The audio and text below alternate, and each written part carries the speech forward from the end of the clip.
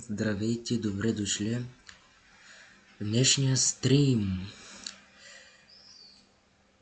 Миналата седмица ще да стримвам, ама се наложи да кача някакви дискусии за процесорите и видеокартите. А пак след това пък ланъп шоу за Cyberpunk 2077, че с тази игра се случи провал и катастрофа. И днеска добре дошли на днешния доста дълъг стрим, който ще бъде около 4 часов стрим, до 4 часа, 5 часа, че можем да продължим и до 8 часа, не се знае докъде ще я докараме, докъде ще стигнем. Сега, тази седмица какво ще има в моя канал? Ще има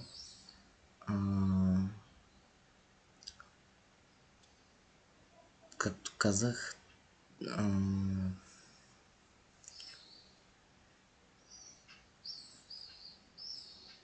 днеска ще Summer Game Fest ще гледаме, откриването и после бродкеста на Outriders Worldslayer. Утре ще гледаме Xbox и Bethesda шоукейса и утре ще закрием заедно Summer of Gaming на стрим. В сряда ще кача 3 клипа, още 3 клипа, 3 лекции, които ще говорят други 3 различни хора. В четвъртък ще започнем с Epic Battle Fantasy 3 на стрим. Веднъж вече съм я стримвал.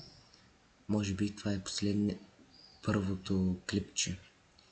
И оттам нататък ще стримвам на различни игри. Ще стримвам, независимо дали ще са видеоигри, флаш игри и каквито и да са вид лудници.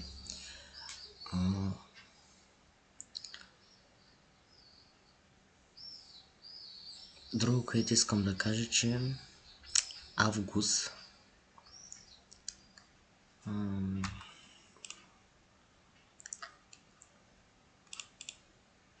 август 24 до 28 тия 5 дни ще гледаме заедно Gamescom, където и там ще се провеждат някакви игри. Ще видим кога ще излизат много игри. Аз очаквам, тъй че ще има доста работи в моя канал.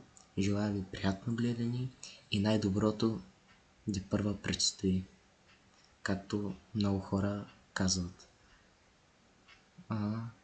Той, което днеска ще гледаме, се нарича Summer of Gaming. Summer of Gaming е събитие, което се случва 3 дни, 4 дни подред, всяка година в интернет средите, в канала на IGN и да започваме.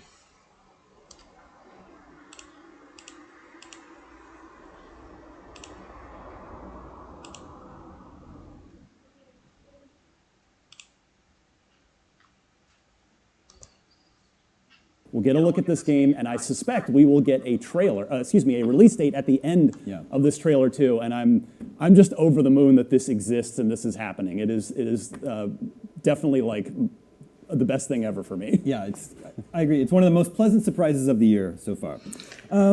Let's talk about Sony. Sony is a partner, and there's a lot we could talk about with Sony, including things that have just leaked today. Well, let's start with what leaked today. Last of Us Part 1. Ще гледам The long-rumored Last of Us remake leaked with a днеска trailer, да which направя at the time we went live, Sony had not pulled it един down. общ стрим на Summer of Gaming и да го направя като ден първи, примерно. А пък утре да е ден втори и да е последен. Не знам как да кажа, по-просто today at the show? Просто да кажа, че I think, first of all, I am pro Last of Us Part 1. днеска ще гледаме Summer Game Fest, който след броени минутки ще започне. А пак после след Summer Game Fest ще гледаме Outriders, което то ще е по-малко.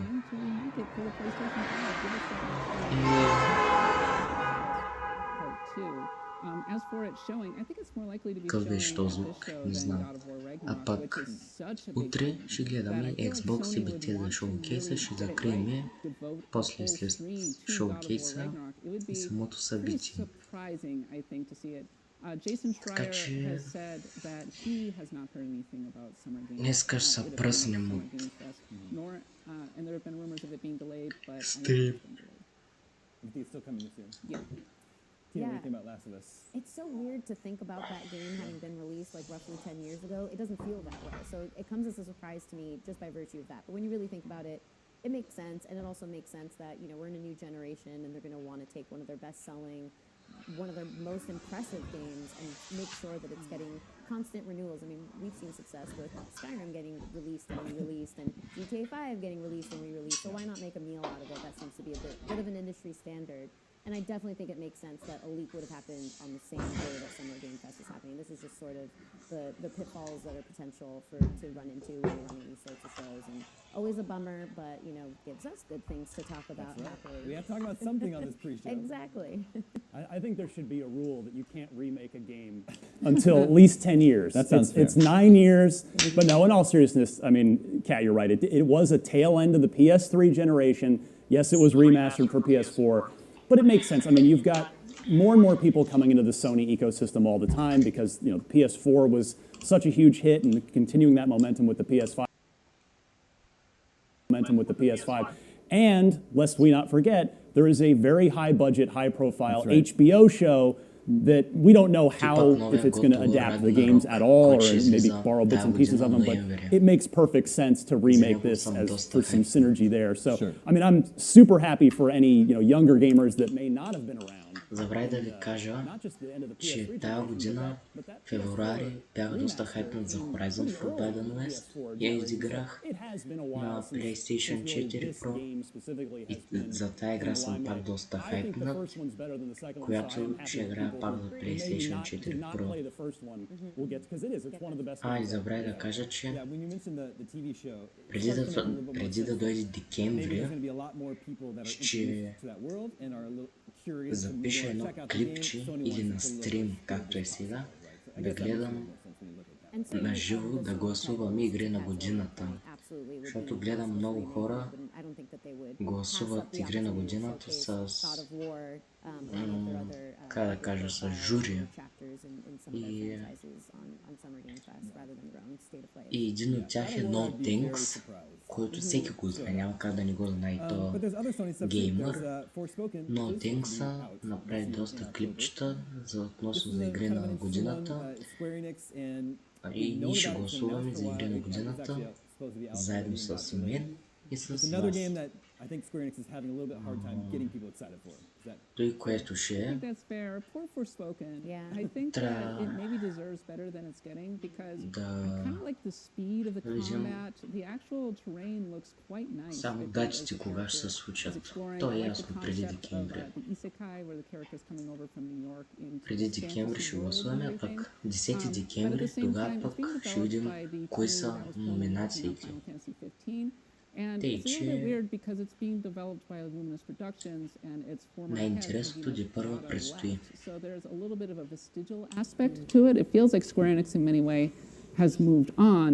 And also, like, there's just not enough to differentiate it in so many ways from a lot of the other open world games that come out. So I think kind of a lot is riding on any potential reveal of Forspoken. They really need to make a push to get people excited about this one. Tina, how's Forspoken sitting with you? I also feel badly for that game that it's not getting as much attention because it does look really fun just from the moments that we've seen of it. And I think it felt like it looked really beautiful at the same time. Like fun and beauty is just such a winning combination. But I don't know. I think it's interesting that it's kind of slipping under people's radar. Maybe there's just too many other big name games out there So many holding open people's world attention. games at this point, yeah. There's also the Hideo Kojima factor. It's a well-known fact. Jeff Keighley and Hideo Kojima are BFFs. Kojima showed up at Jeff Keighley's shows many times over the years. He brought Death Stranding to the Game Awards years before it ended up being released. There's been a couple things recently. There's rumors about Death Stranding 2. Norman Reedus said in an interview they're working on the second one. And now there's also this possible leaked horror game that Kojima is working on, Overdose, starring one of the actresses from Death Stranding in several films. What do we think are the odds that there's some Kojima something here at the awards today, or the Summer Game Fest? Never count it out. Yeah. Count Always out a Kojima. possibility. Yeah. I mean, at this point, it's the number of times that Hideo Kojima hasn't shown up. You count those. Yeah. How many times has he not been at a Keighley You thing? at least So- do a message, Yeah, right? Right. there's going to A be hello. something. It's Yeah. just a question of is it a full-on game announcement for Overdose, or is it some smaller appearance? But yeah, he'll be there in some capacity. And both certainly feel premature, so I couldn't even guess, would it be a Death Stranding 2 announcement or would it be this brand new Overdose announcement? I assume maybe Death Stranding 2 is more likely because it's more of a known factor and it's following up on the franchise. And, Norman Reedus went out there with it, I think it was 2 months ago. So maybe in the interim, they've been planning something perhaps not substantial, maybe no trailer, but maybe a message, as Kat was saying, from Kojima to make it a little bit more of an official confirmation and do the thank yous for, paying attention and please anticipate, our next announcement when we're actually ready. But Overdose is even earlier, like of a leak ultimately. Right. So I think based on those two factors, maybe Death Stranding would be more likely, but either way, it seems early for them. Could be exciting for you. I know you're a big Death Stranding fan. And you like horror games. So Yes. either way. That's true. Either way, I win, should walk truly. away Yeah. And it's happy. interesting about Death Stranding 1 because when I was in the midst of it, I'm like, why am I doing this? And this is kind of like just a grind, and I'm not sure what this experience is about. Oh, I'm building a bridge with someone. That's more interesting. And I think in retrospect, when I really sat with it, I enjoyed it a lot more too, which is a weird experience for playing a video game. But do you think Death Stranding needs a sequel? I think Kat may be of the mind that it maybe doesn't. I had a kind of defined ending, as I recall. Yeah. I mean, I'm not going to spoil Very it. ultimate. Yeah, no Yeah. spoilers here. But I think that it ended on a good note, and I got the sense that Kojima Productions, in some ways, was ready to move on and try something new. kako And of znajcie, course, there have been so Kosia, many rumors about Silent Hill Pržení and God knows kartofky. what else. Šiam? Yeah, I don't know. Like, it may be that Kojima's next project is not Death Šiam Stranding pržení 2, but that Death kartofky Stranding 2 ši is dėdami being Summer worked on. Game Festa. Yeah, just an evolution of the Strand type of genre that is brand The Strand genre. Exactly, yeah. It doesn't have to be a continuity or a Yeah. prequel or any sense of that main storyline, but it could just be the mechanics of it and figuring out how to make it even more gamey than it was. If Soulsborne can become a genre, so too can It's got to start Strand. somewhere. Exactly. Speak it into existence. Okay, well, we're less than 5 minutes away from Summer Game Fest. Make sure you stick around after the show. We'll be going over all of our thoughts about the big announcements. Ryan, Xbox is a partner for the fest today. Of course, they have their own show on Sunday. Big show with Bethesda. So what might we think they would have in store for us today? I do think we're due for a release date for Hellblade 2. I'm right with you, and I think it's exactly like the situation we were just talking about with the Last of Us remake. It's like, that would be here and not at Sony's own thing. But yeah, Hellblade 2, it's been at the Game Awards twice. In fact, the only times we've seen it where it was at the Game Awards 2019, and then again this past year we got a substantial nice 6-minute gameplay demo. So yeah, if third time's the charm in terms of getting a release date for that. We've talked about this on Podcast Unlocked, our weekly Xbox show, where Xbox has had some tough luck with delays. They've had 4 significant exclusives that were scheduled for this year bumped out of this year. Hellblade 2 getting a release date for 2022 could go a long way towards curing the hunger that Xbox fans are feeling for some new exclusives. And yeah, I mean, if any one of the big Microsoft games was going to be at Jeff's show today versus Microsoft's show on Sunday, Hellblade seems like the right fit given that it's been at the Game Awards twice before. Yeah. I guess the other couple possibilities, there's the GoldenEye 007 remaster, which achievements have leaked. Announcement for that seems to be imminent at some point over the next couple days.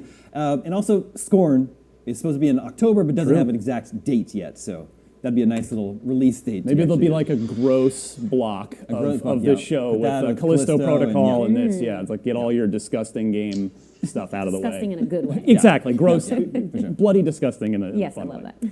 Well, another leak from this week that could be a very real possibility is the Saints Row Boss Factory. Saints Row, the new Saints Row is out in August. The Boss Factory is the character creator that it could be released today. It could be one of those things, and it's available now. Another interesting case, Saints Row having a hard time getting its fan base on board. However, Ryan, we did put up a very positive preview recently. Yeah, the reaction to this was one of the most downvoted trailers I've ever seen on IGN because it was right before YouTube turned off the dislikes, from being publicly visible, and it was not a positive reaction on IGN's channel or on any other channel I saw. But you give people time, and then they showed off a really good slice. Hands off, we haven't played it yet, for the caveat there. But yes, Simon Cardy out of our UK office got to see an extended chunk of gameplay, and that preview went up, and he was very happy with what he saw, and the audience response to that preview was extremely enthusiastic too. So seems like the tide might be turning there, and maybe people just needed a little time to sit with this reboot. And if Simon's telling us that tonally it's kind of fitting, it's landing somewhere between Saints Row 2 and Saints Row 3, which are the two most beloved in the series. I'm a 3 guy myself, and I know you are as well, Damon. Yep. But so if it's in that range tonally and it's got a fun world to have some hijinks in, then I'm all for it. I hope we'll get a chance to play it here very soon. Okay, we were just about... Не знам дали ще има, както на миналите, примерно на миналия 2020 или 2021 шоукейс лайвстрим, имаше панелна дискусия на Ghost of Tsushima, примерно. Сега да видим дали ще има нещо такова. Забравихте ги на Суля, бе. Има сол, бе. Имате ли? Имат. Оставка си. Well, Jeff also confirmed Witchfire, which we haven't seen since I think the Game Awards reveal in 2017. I don't even know what that one is. It's so it's from the creators of Painkiller and Bulletstorm, as well as The Vanishing of Ethan Carter. So they had a whole description about when that game was revealed about why are we turning from a narrative game to a first-person shooter, a dark fantasy first-person shooter. But it's clearly in their roots, and it looked pretty gorgeous and interesting. I think there's like an evil turtle that you kill in it. That was just my interpretation. All turtles are evil. Well, yeah, they do bite hard. So yeah, we'll definitely be seeing that one, and I'm curious to see what else is in that environment too. I'll give you one real quick. Yeah. Breath of the Wild 2. Nintendo's brought it to Jeff's stage. They brought Breath of the Wild to Jeff before. Така, преди да почне събитието, желая ви приятно гледане в следващите 3 часа, 4 часа. Ви желая приятно гледане. Or maybe it's time to see it again. That would be a delight to see. I don't know how realistic it is. Okay, the show is just about to start. Everybody enjoy all the announcements. We'll see you back here on the other side.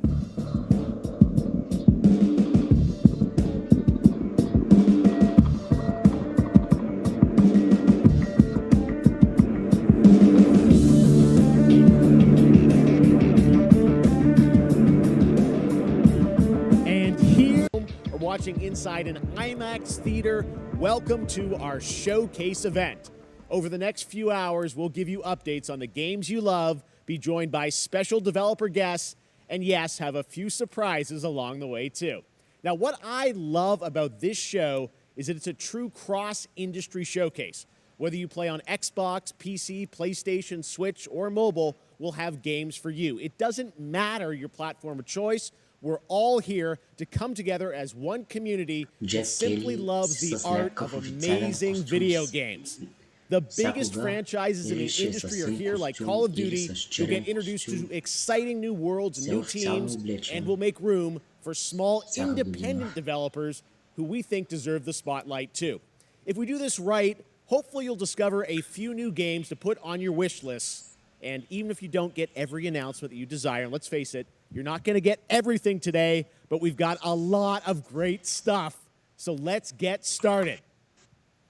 Over 30 years ago, Capcom's Street Fighter hit arcades, and ever since, this legendary Japanese fighting game series has continued to evolve. Street Fighter 6 is coming in 2023, and right now, we're excited to officially confirm a character coming to the game and show you the exclusive first gameplay footage. Enjoy.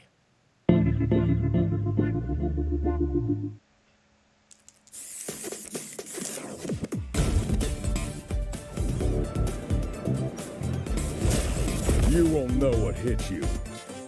Let me have some fun. Let's get this mission started.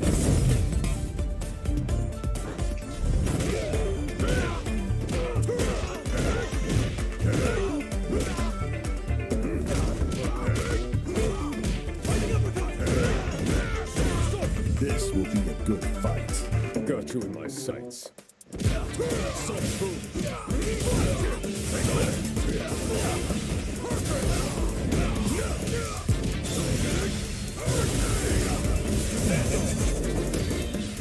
Neutralized.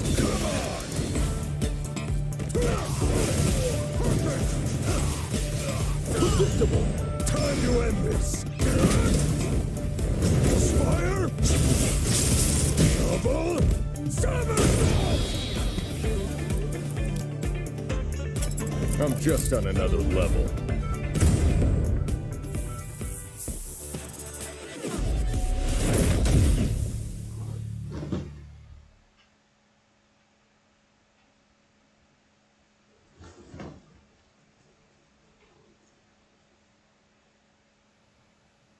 It's all about the comb.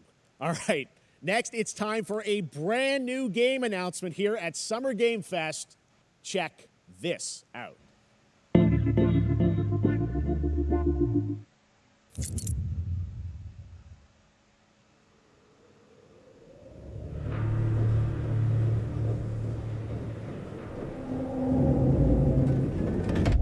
Sergeant Leo Alvarez of the CM Leth Recon Squad. Our mission was to enter the Tantalus base, locate the ComSat relay, and bring it back online. We found the relay, but there was a problem. Get that door closed now, Private. Close that gate. Nothing gets in here. Ray didn't make it. Releases of one piece. Willis, take the lead.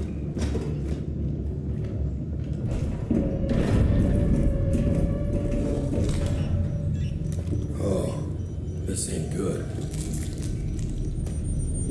What we found was a new kind of evil. And it found us first. What the? This wasn't human. Retreat! Retreat! Willis! Open fire! Go! Go! Go!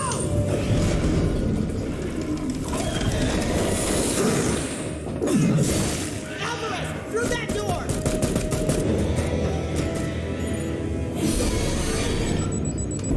Hold that door, Sergeant! Son of a... Это не някаква нова Alien игра. I don't know what I saw in there. But I know when I close my eyes, I still see it. Now everyone's dead.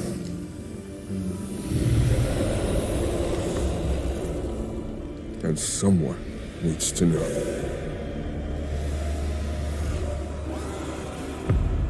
Моя нова игра.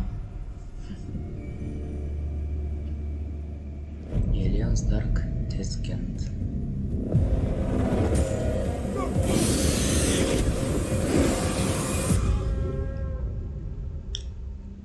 И 23-та.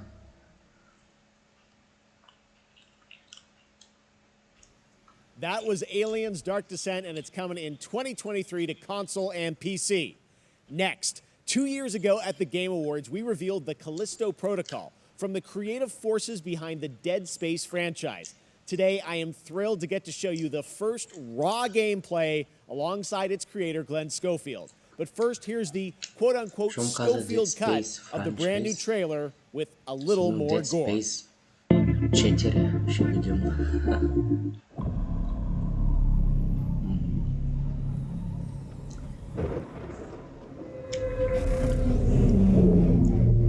My Dead Space 4.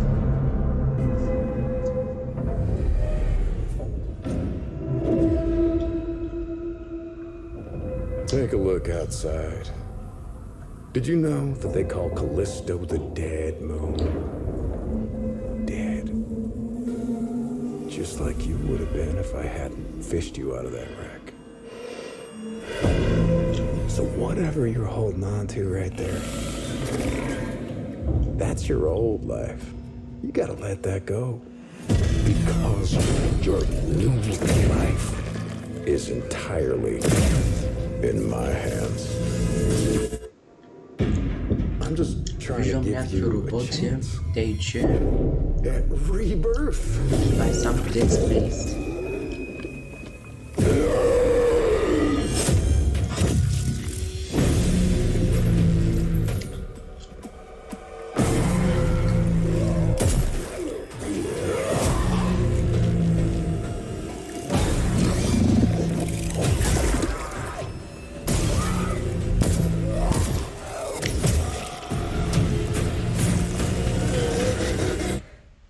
I just love that last part.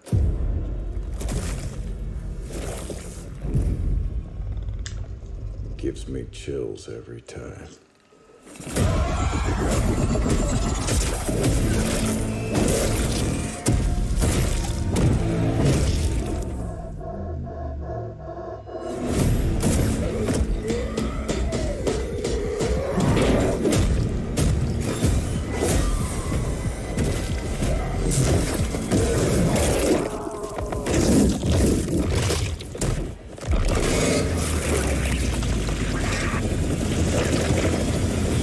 Welcome to your new home. Не Dead Space, а Callisto Protocol. Dead Space 4 няма да я видим скоро. That's right. We know what you wanted to see. And joining me now, Тук Glenn ще има някакво Schofield, интервю. Striking Distance. Glenn, first of Или all, панелна дискусия. congratulations. This game looks absolutely incredible. And I got to say, the fact that you have built this team, this studio, new IP, shipping this December, all in COVID, blows me away. So congratulations. Yeah, thanks, man. Thanks for having us. I really do appreciate it, Jeff. And, you know, for a second, just give me a second. You know, I want to thank you for all you've done for the game industry all these years, man. I think I've known you like 16, 17 years now. And you've been an ambassador. You've amplified new games, new studios, and I just wanted to thank you. I really do appreciate it. Thank you. It's not about me. It's about you guys. Yeah, I know, but I appreciate that. Thank you so much. And yeah, it's so fun to do these shows and to show this game. So people saw the trailer, but what I'm so excited today is that you just brought a raw gameplay sequence. This game is in development, and people are going to be blown away, I think, when they see it. But tell us a bit about what are we going to see today? Yeah, we got a couple minutes of, like you said, like raw gameplay. It's 2 segments in the first half of the game. One is a med bay, another one is a power station, and you're going to see some new enemies, some brutality, some just about everything. We're showcasing a new weapon called the Grip. Okay. It's like a gravity gun, but it picks up the enemies and it shoves them into giant fans. It rips them apart. It's great. And then check out the nice ending we have, where we we usually will kill our main character Jacob, and in a very unique way. And just for a second, I want to thank the team, man. Like you said, through COVID, through everything else, the dedication, the hard work, you guys are amazing. Thank you very much. Oh, well, Glenn, I got to say, again, what you guys are shipping this year, this looks like a world-class next-gen game. It's rare that teams are bringing something out like this year, and let's let the footage speak for itself. Glenn Schofield, Striking Distance. Here it is, the first gameplay of the Callisto Protocol.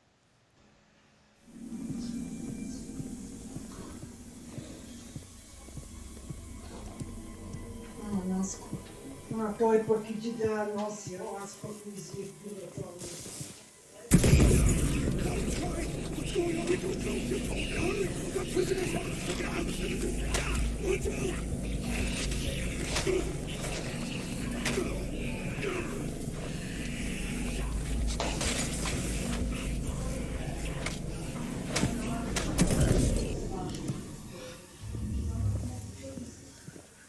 Той някакъв геймплей.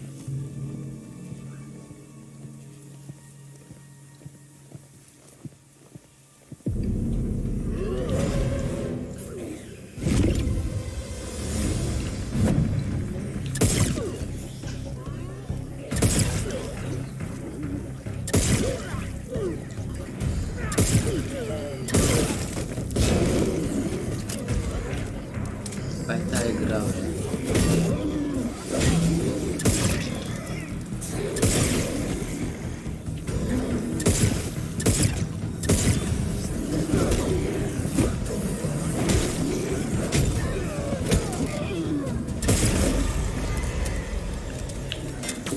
Убива един лизрот, друг идва.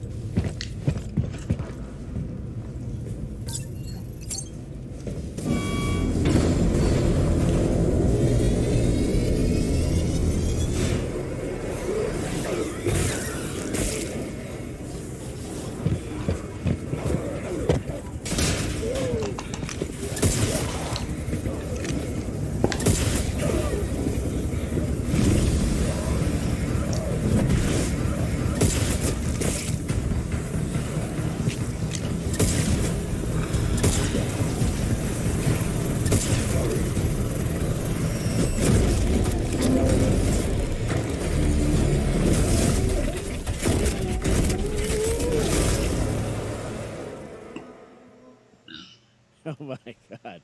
That just happened. All right, moving on. This October, Call of Duty Modern Warfare 2 arrives. Infinity Ward is once again returning to its roots for a modern-day action game, and today we're about to show you the world premiere of its gameplay with a level playthrough. To tell us more, let's head to the port of Long Beach to check in with Johanna Ferris, the head of Call of Duty.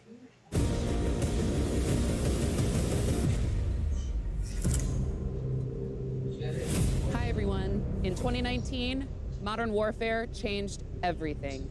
And on October 28th, we usher in a new era of Call of Duty with the launch of Modern Warfare 2. We are back, we are bigger, and we are bringing the entire team.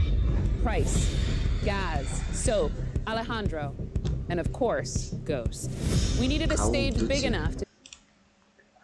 Преди да почне Call of Duty,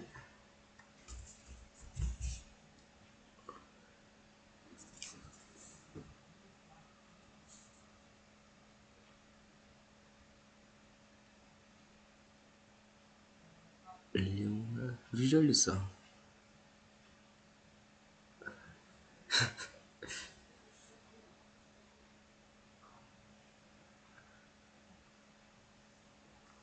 Ще пиме една лимонада.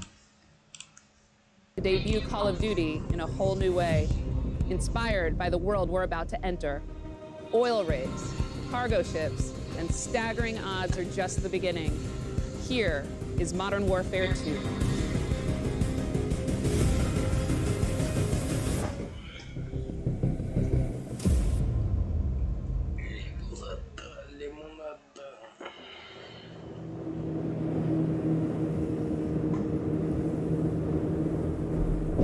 Eyes in the red. All right, that's our target. Shadows 1 and 2. Push to your hook points. Let's invite ourselves in. All stations, ship is visual. Copy. Press for assault. Stay on comm. We board, clear, disarm that missile. Be ready for anything. This could be a trap. Actual, we're set. Copy. Get to work.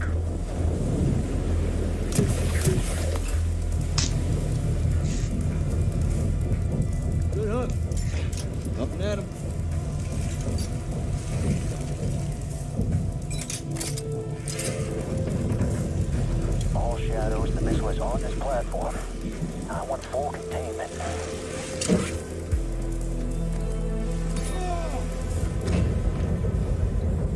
Asta не сам по Call of Duty играть. So, cut right clear through.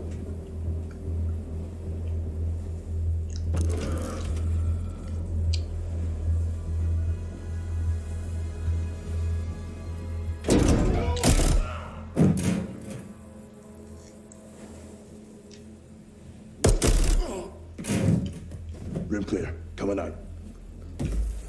Shadow 1 moving to the southeast stairwell. Scorers, right side.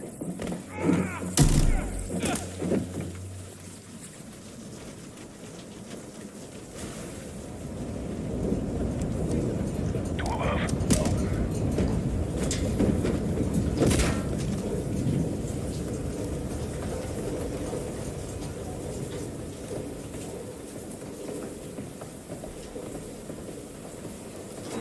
Balcony door undone.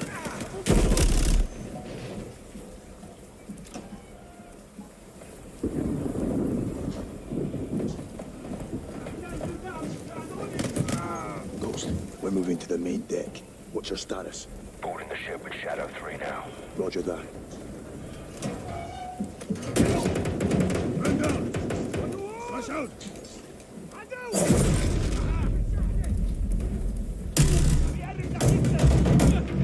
There's no one here. We need to move fast. All shadows, force out. I want eyes on that container now. 2 copies, moving. We gotta roll.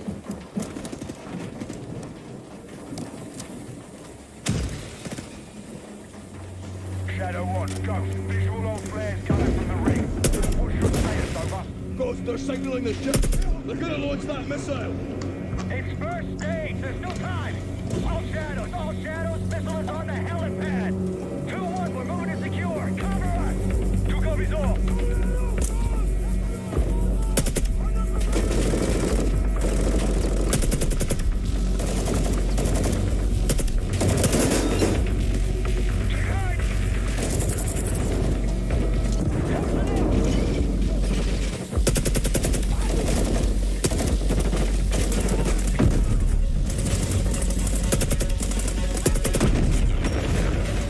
to the helipad, Sergeant.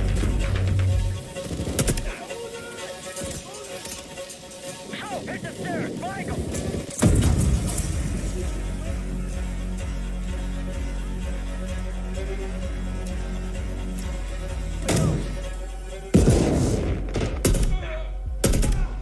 Clear.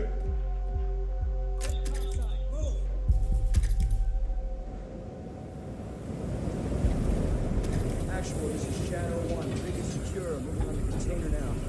Roger that. Confirm when the objective is neutralized.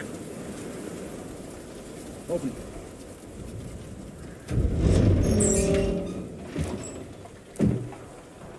Where are the controls? On that damn ship.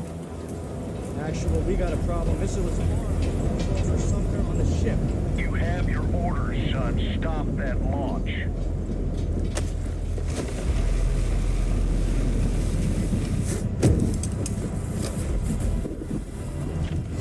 Let's move out! Go! This is here, Rogue 1, back in the water, inbound, to your position! Solid copy. We're taking effective fire. The LZ will be hot. Roger that! Once we're on deck, we push to the bridge! Fast! Secure those controls! Stop this vessel, yep! How do we board? Take the ramp! Hold tight, Sergeant! Те се размазаха.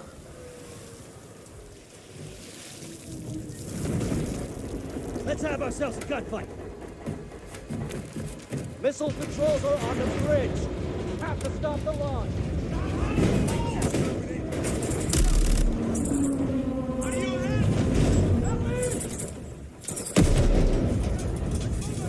Alejandro, maintain overwatch from the rig. We're forcing up. Copy that.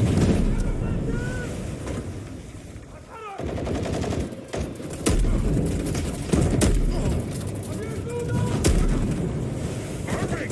Reloading. They're forcing out!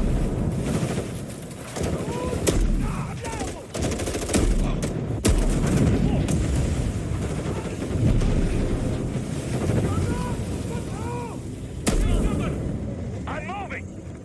The cannons are the only cover we have. Just don't get caught between them!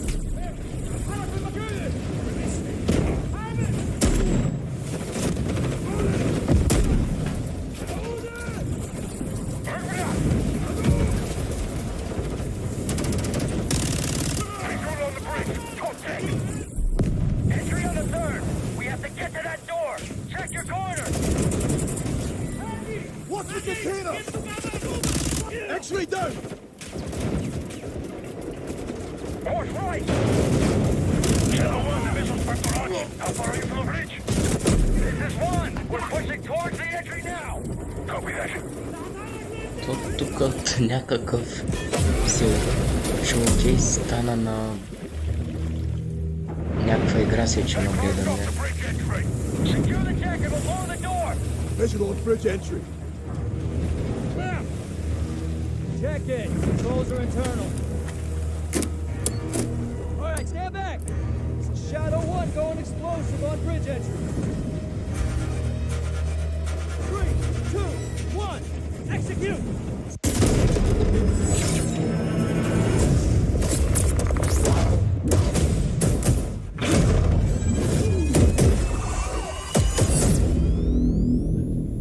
Pre-order now and get early access to the open beta. То дори ще има и преордер.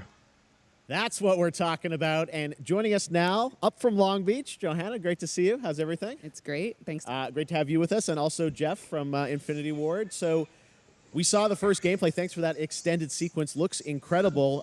Jeff, tell us a bit about that mission. Where is that set in the game? What are we seeing there? Absolutely. So first of all, we're really excited to welcome back Captain John Price and Gaz Garrick.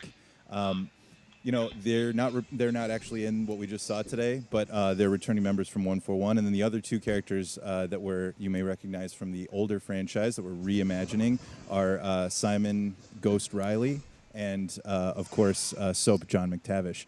And then a couple other new characters in here that we're really excited that we got to create for this game. First, Commander Philip Graves and Mexican Special Forces Colonel Alejandro. And Alejandro, I gotta say, it's a character we're really excited about. He's a guy who's super capable and a guy who's just as important as Task Force 141. But as far as the level's concerned, you know, I got a shout out to IW. You know, this was a tremendous collaboration across all of the different disciplines. As you saw, everybody coming together, some really motivated devs here. And, you know, you saw the wind and the animations and the awesome sound design. And of course, our new water tech, which is actually pushing the boat in different directions. It's creating a physically dynamic environment, allowing for the cover you were seeing. In certain cases, you could be behind cover, and then suddenly that cover would shift and leave you exposed, but it also leaves the enemy exposed, creating this emergent gameplay. So again, I'm very excited. Just can't wait I'm so excited that we get to show it off today. And that's just a hint of where things are going to go. Johanna, tell us a bit about Call of Duty overall. Modern Warfare 2, obviously, you know, we're so excited that it's back this year, but you've got lots going on across Call of Duty. What can we expect from you guys this year? Yeah, we first of all, thanks for having us here. We're just so excited for October 28th. It's such a big moment, not just for Modern Warfare 2 and everything that Jeff and the team at Infinity Ward have built, but it really marks the step change, what we're calling a transformational moment for the entire franchise. You're going to see incredible rendering, incredible graphics, all the things just within the game itself, built all on one shared engine now across Warzone and Modern Warfare 2 going forward. Of course, there's a lot of chatter and interest about the new Warzone experience. We're affectionately calling it Warzone 2.0. There will be a standalone experience of Warzone for current existing players as well. So we're going to sort of feed the entire community there. But all eyes on the 28th. And again, I think the collaboration's just been incredible. Everybody's so excited for Task Force 141. Warzone coming to mobile as well for players on the go. We're on Steam, as you know. I mean, so it's just a big moment, and there's going to be a lot more to come in the months to follow. Well, before we leave, we got to ask a little bit about Warzone 2. I know we just, we're showing gameplay here on this, but can you tell us anything? There was a little bit. It seems like there was a little bit of a tease maybe in the trailer yesterday. Yeah, when we're seeing that from the community, we love when the fans can pick up some things, some chatter about maybe seeing high-rise and other elements. But we will get into the details of Warzone 2.0 for sure. It will be an extension of the Modern Warfare 2 universe. Yeah. So all the more reason why we think this game, this moment is such an important title for all of us looking ahead. And like we said, we're having a bold vision around the entire future for the franchise. So we're in position. We're really excited.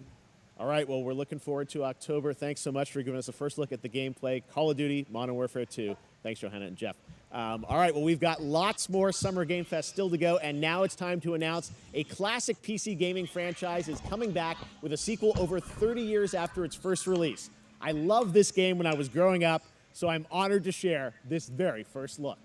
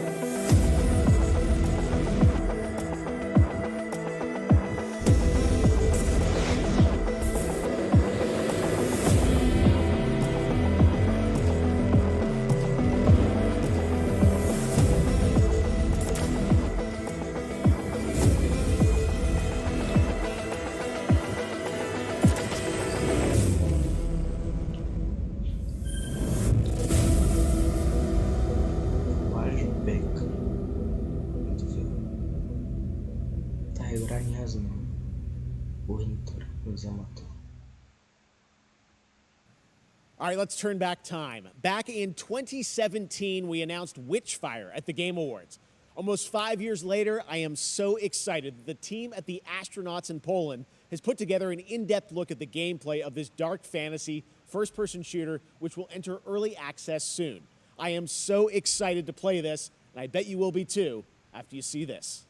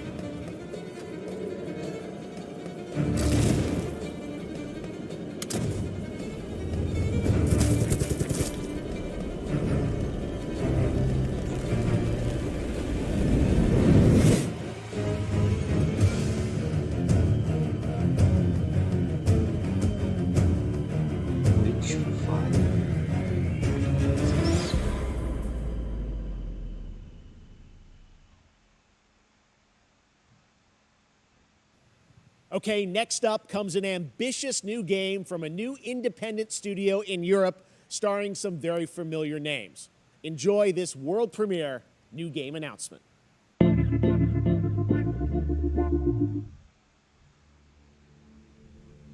Officer Taylor, Medlog 29.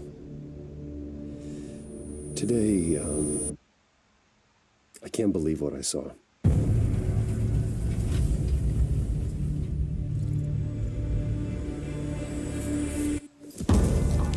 Solis, everything okay in there?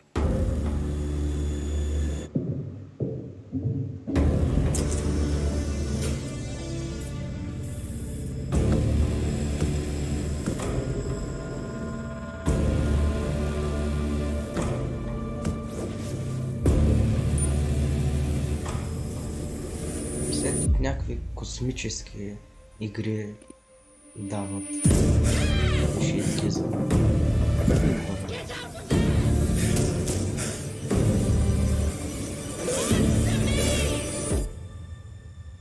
Something is going on here. And I need to find out what it is. Гаста на 1 часа.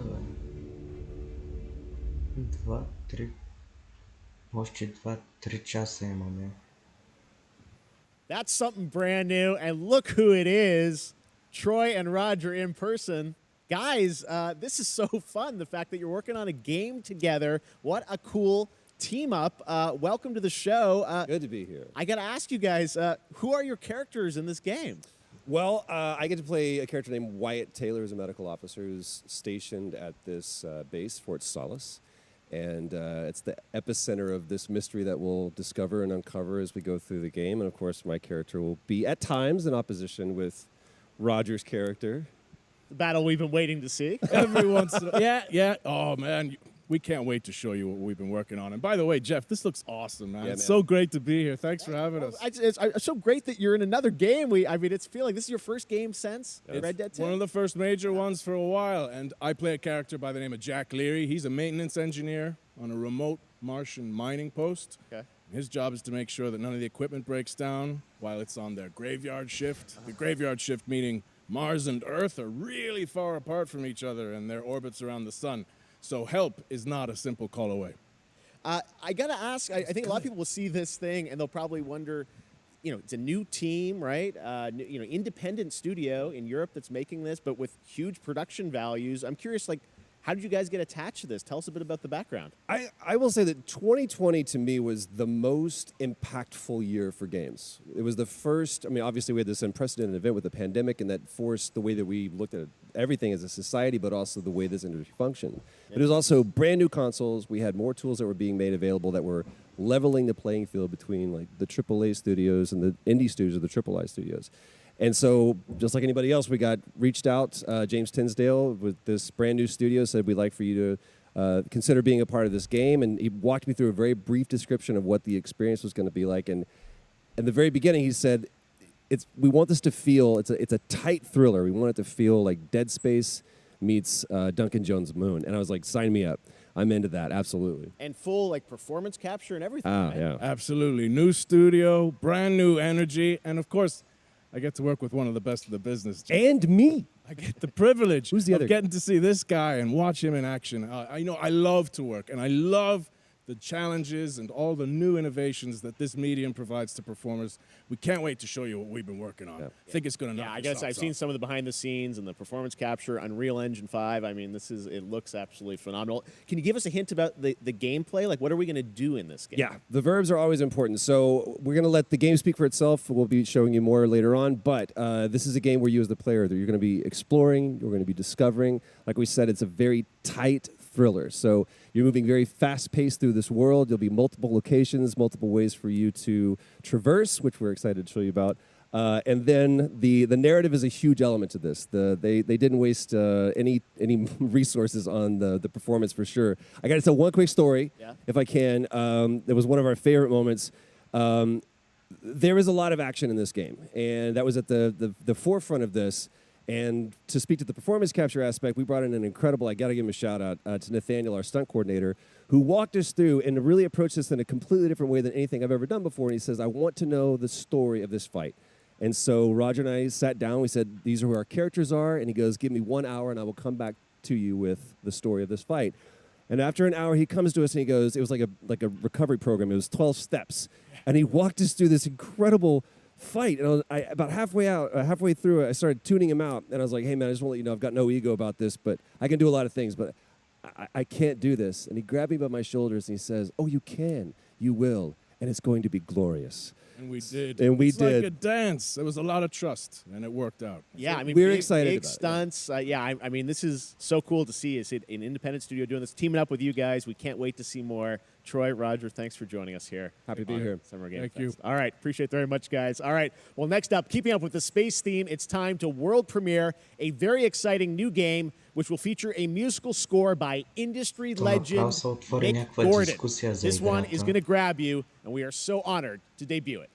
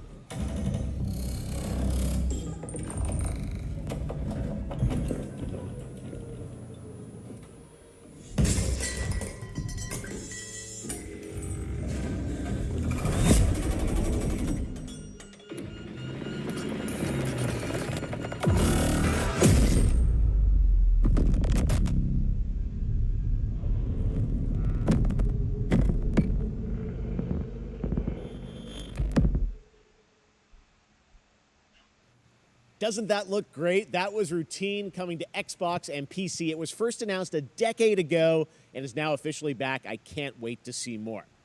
Now it's time to check in with a very special guest who's been in his fair share of video games, including most recently Fortnite as the Foundation. Dwayne Johnson, welcome to Summer Game Fest. How are you? What's up, everybody? And what's up, Jeff? And what is up to the Summer Game Fest audiences live streaming right now around the world and everybody inside the epic IMAX theaters. Dwayne Johnson here, coming at you from my Iron Paradise, the very hot and sweaty and smelly Iron Paradise, powered by, of course, Zoa Energy, the #1 fastest growing energy drink in the game. You guys know me by a lot of nicknames. The Rock, La Roca in Spanish, Uncle Handsome, sexiest man alive, big drink energy. Always room for a cheesy joke. There's always room for the extra large cheese pizza, especially when I'm delivering, and I deliver them often. You guys also know me as the greatest and most electrifying surprise in gaming that happened. You know me as the Foundation.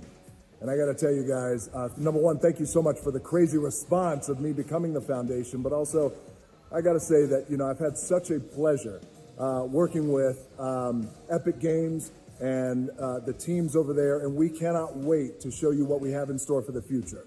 And speaking of the future, in the future, you will also know me as Black Adam. Black Adam, as millions of you know around the world who know the Black Adam mythology, he is ruthless, he is unstoppable. And for those who don't, I always like to say, a quick tutorial is this. Black Adam has the powers of Superman, but the only difference, well, there's a few differences, but one of the biggest differences is Superman's weakness is magic, and Black Adam's, one of his superpowers is magic. So you do the math. October 21st, I cannot wait for you guys to see Black Adam around the world in theaters only. And you guys will finally see the hierarchy of power in the DC universe change. It has been an honor to become Black Adam, and it is a role that's in my DNA and that I was born to play. I was born to play the Man in Black, and I'm honored to show it to you guys on October 21st. So until then, stay healthy, stay safe, stay focused, keep having fun, keep kicking ass, enjoy your gaming, and I'll see you down the road. This is Black Adam.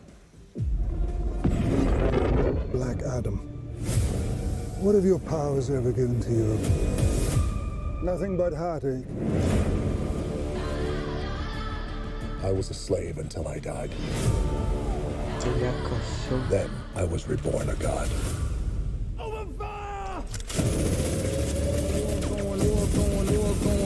Now, I kneel before no one.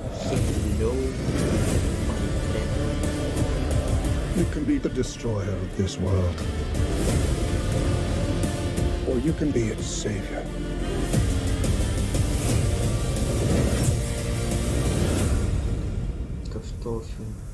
That's up to you. Behind you! Did he just catch a rocket? He got a rocket. All black anything, you know my fresh coat.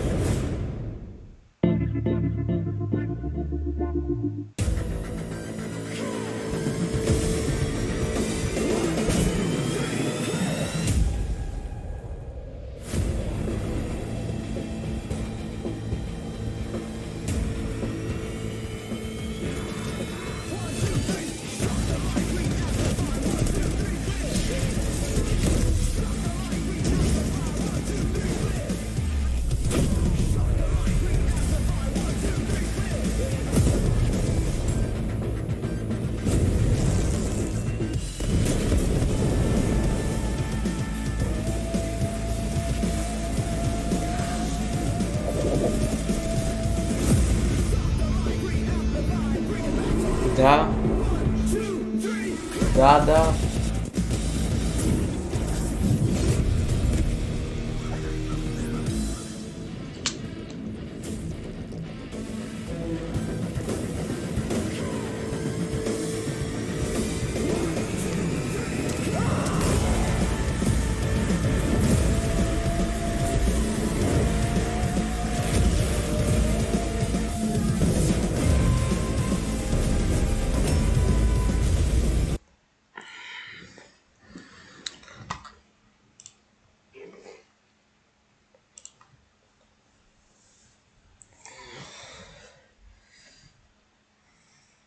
След броени часове започваме Outriders.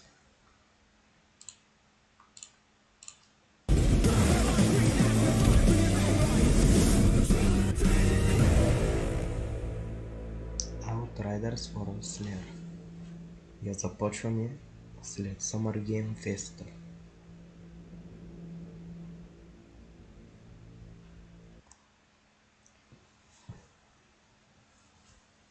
То дори пише.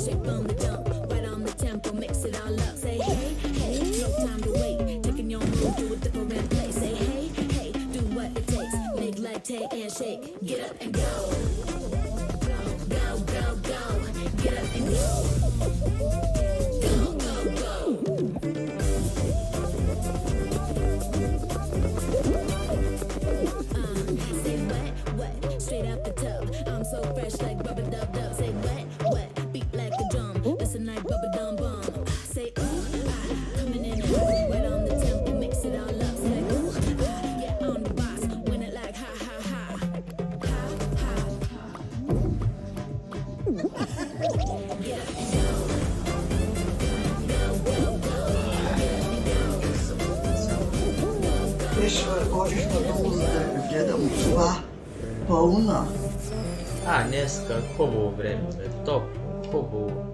That was so fun to see Courage and Ray in that Fall Guys piece, and you can play and download Fall Guys for free starting June 21st across all platforms, including Nintendo Switch, Xbox, PC, and PlayStation. All right, back to another new game announcement. We're going to announce a brand new game and universe from a new team of legendary developers. Check this out.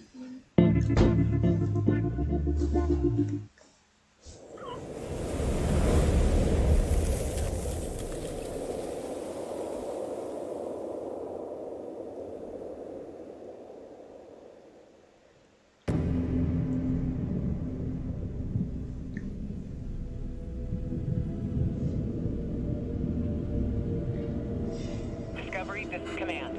Storm is in your way. Prepare for extraction. Signal's breaking up. Command, I'll do one last scan. See you soon. Over.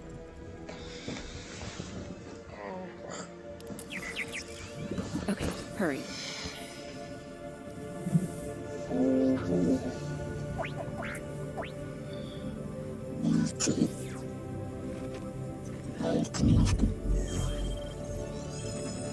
Now we're talking.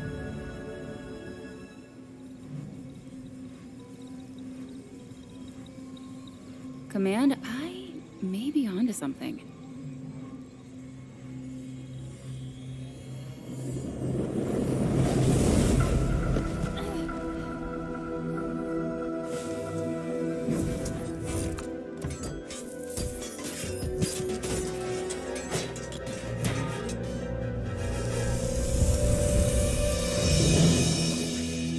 I have it, Command. Repeat, I have it. Mission accomplished.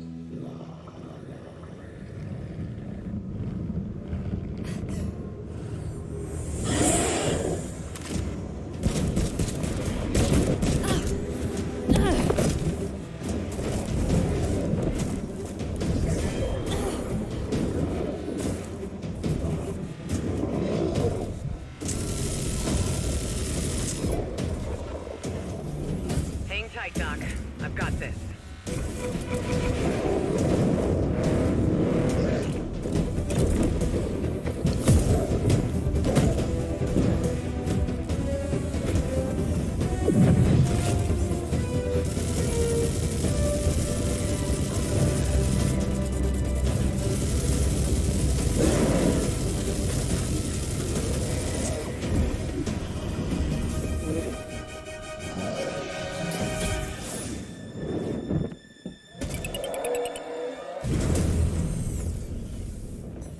Glad you could make it. We gotta move. Now. There's a storm coming. And hell's coming with it.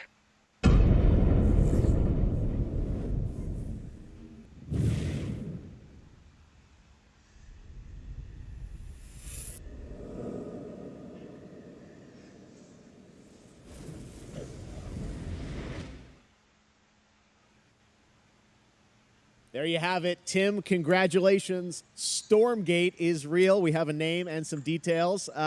So, first of all, congratulations on this announcement. We're so excited about the return of RTS, brand new franchise. What is a Stormgate, though?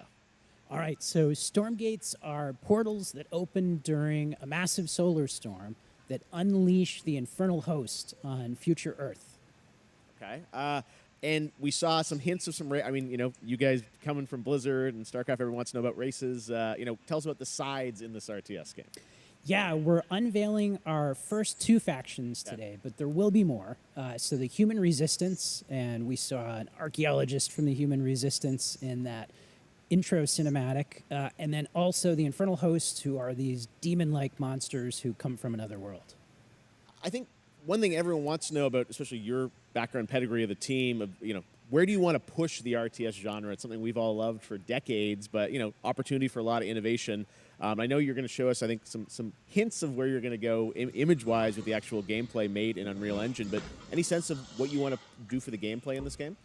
Absolutely. But the first thing I want to say is we are very consciously trying to stay true to what players already love about RTS. Where we're really trying to push the genre and be innovative. First off, approachability. For one thing, we're free to play, but no pay to win, no NFTs, nothing like that.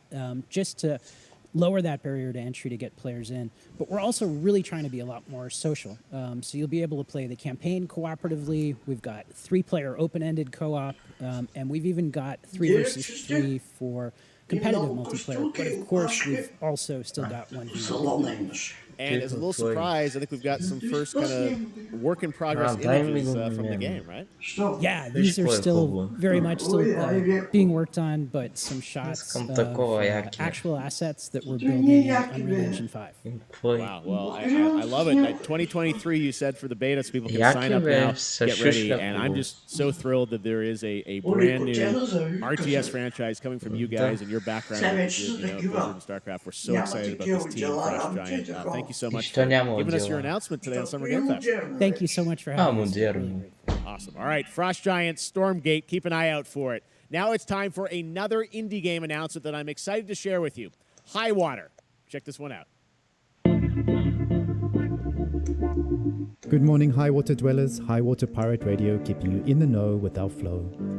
Alphaville authorities continue to deny false rumors that Alphaville elites are planning to evacuate to Mars. True or not, the one thing we can't deny is that the world ended on a sunny day. The world ended on a sunny day. Boys and girls surfing in the bay. Kids clamored in the park. No one suspected the coming dark. The wave was coming, but the sky was clear. I let it wash over me. Swept away, swept away, swept away without fear. Swept away, swept away, swept away without fear. The world ended on a sunny day. Boys and girls surfing in the bay. Children clamored in the park. No one suspected the coming dark, the coming dark. What a breathtaking trailer. High Water is an adventure strategy game set in a world ravaged by extreme climate change. Now, speaking of the world around us, the conflict in Ukraine is not far from anyone's mind, and it's impacted the development of games, including Replaced from Sad Cat Studios, a Belarusian studio with devs from Belarus and Ukraine. The team had long hoped to reveal a new trailer here today, but were understandably unable to complete it in time. Guys, I just want to say we're thinking of you and all the developers impacted by the conflict, and hope to be able to share your work at a future show. All right, our next game is an official selection of the Tribeca Games Festival. It's American Arcadia, where you play Trevor, whose life is being televised, with the viewing population constantly voting you up or down. When you become unpopular, you need to start running for your life. Check this out.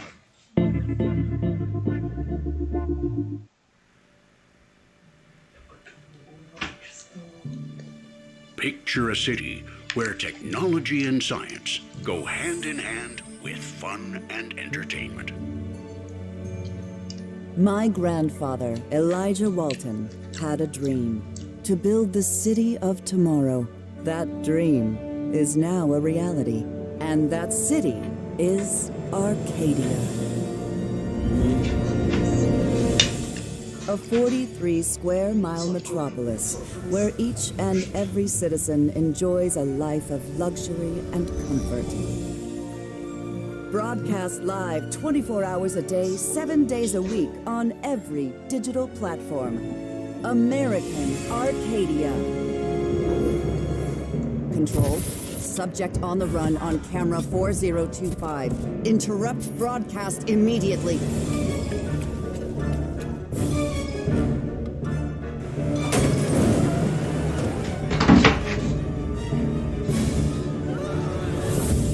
Listen to me. We can't allow Trevor Hills to escape under any circumstances. Trevor. Trevor, can you hear me? Be careful and don't make a sound. Don't worry. I'm going to get you out of there.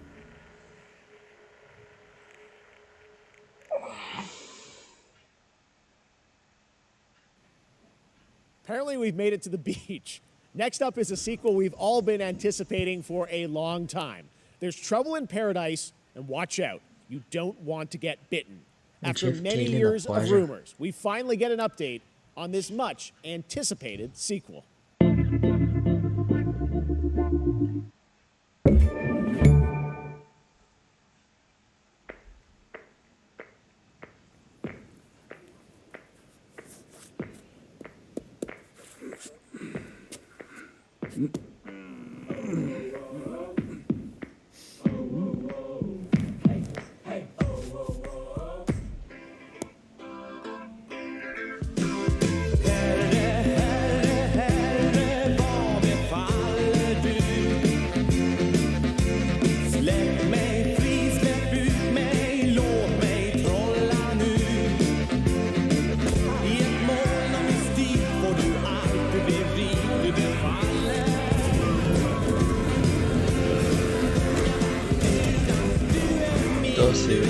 Ты че за вообще не видел, как просто...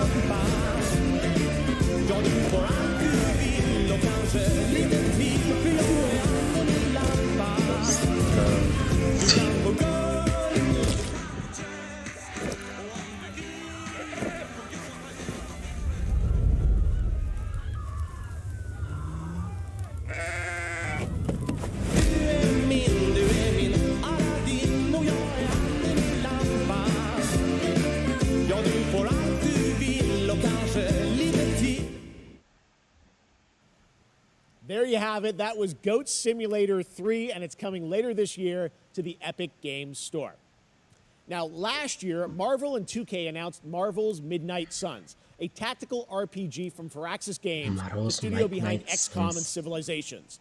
Heroes from the Avengers and X-Men crossover with supernatural ones like Blade and Ghost Rider for a battle against Lilith, the mother of demons. Today, we've got a look at some new folks set to join the battle.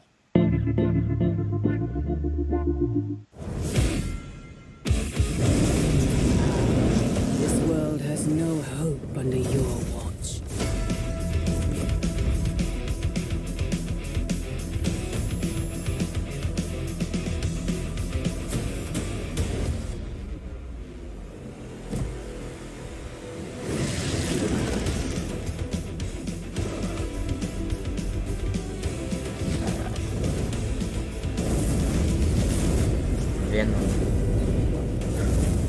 Surrender your pain to me,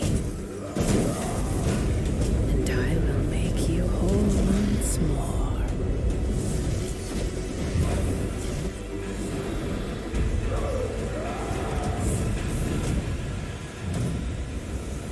There, my sweet child.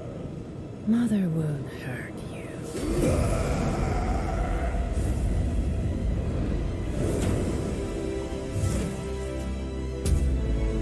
Typical Parker luck. I'm gonna need some backup.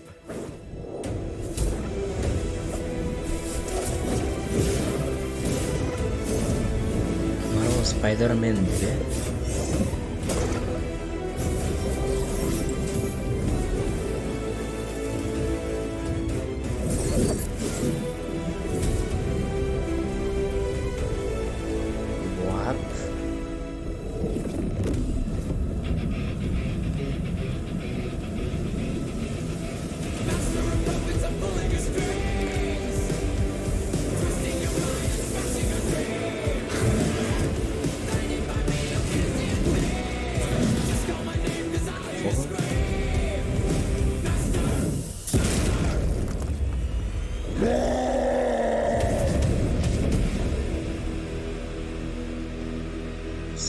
Octobre.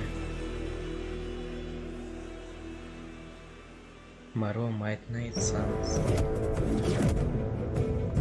Counting on you again, old boy. Yep. 3, 2, 1. That used to always work. Well, it did that one time.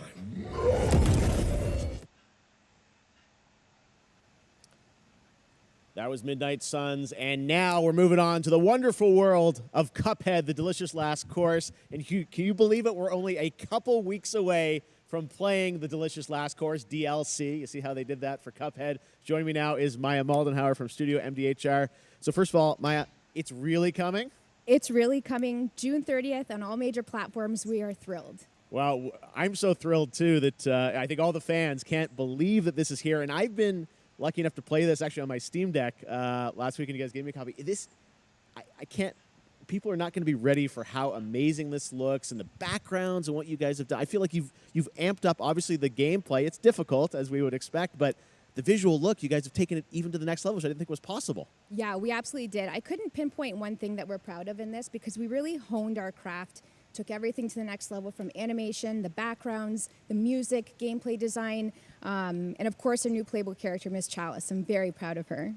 Chalice is fun to play as, and even though this is a DLC, it feels like it's its own game inside of Cuphead in many ways. It is, definitely. Yeah, you just get on the island, and there you are off to this new territory, which is amazing. Yeah, it's our biggest island yet, super-sized bosses, lots of secrets to discover. Don't let any rock go unturned.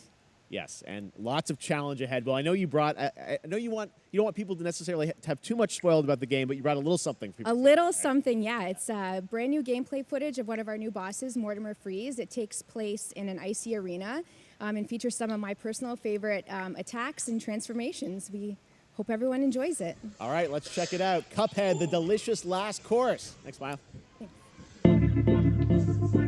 Сега ще представят Cuphead.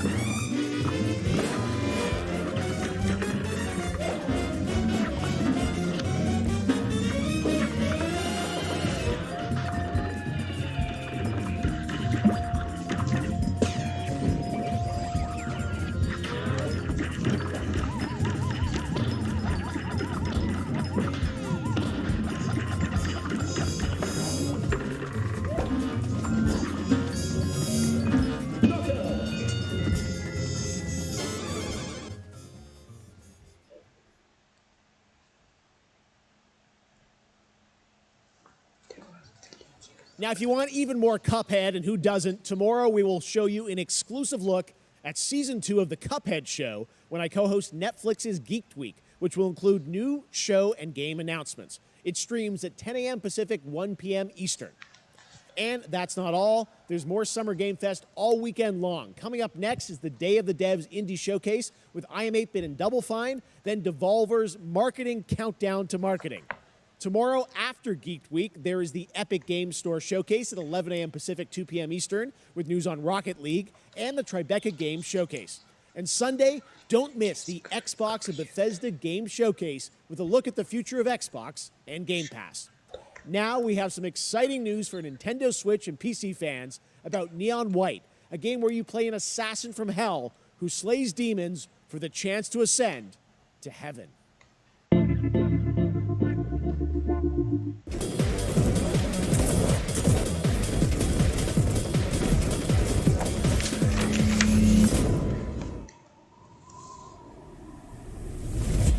We're called neons.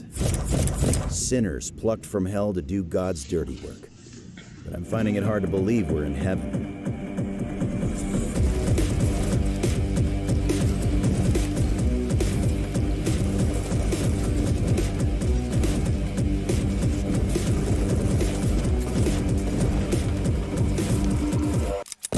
10 days here. New day, new mission from Almighty. You think you can win me over by showering me with gifts? Good thinking.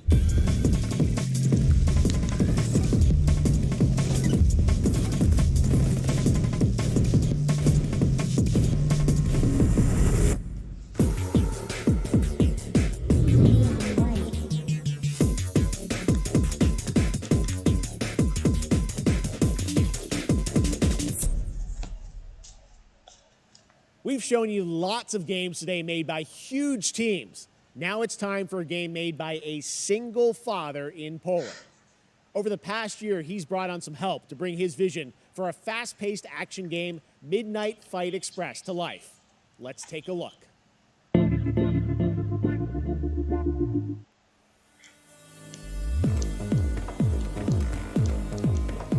You know the saying, get knocked down, get up again, that whole spiel. Well, it's time, partner.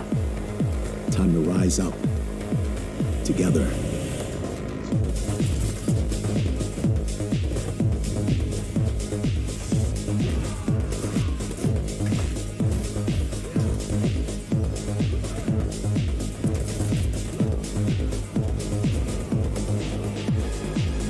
It's happening.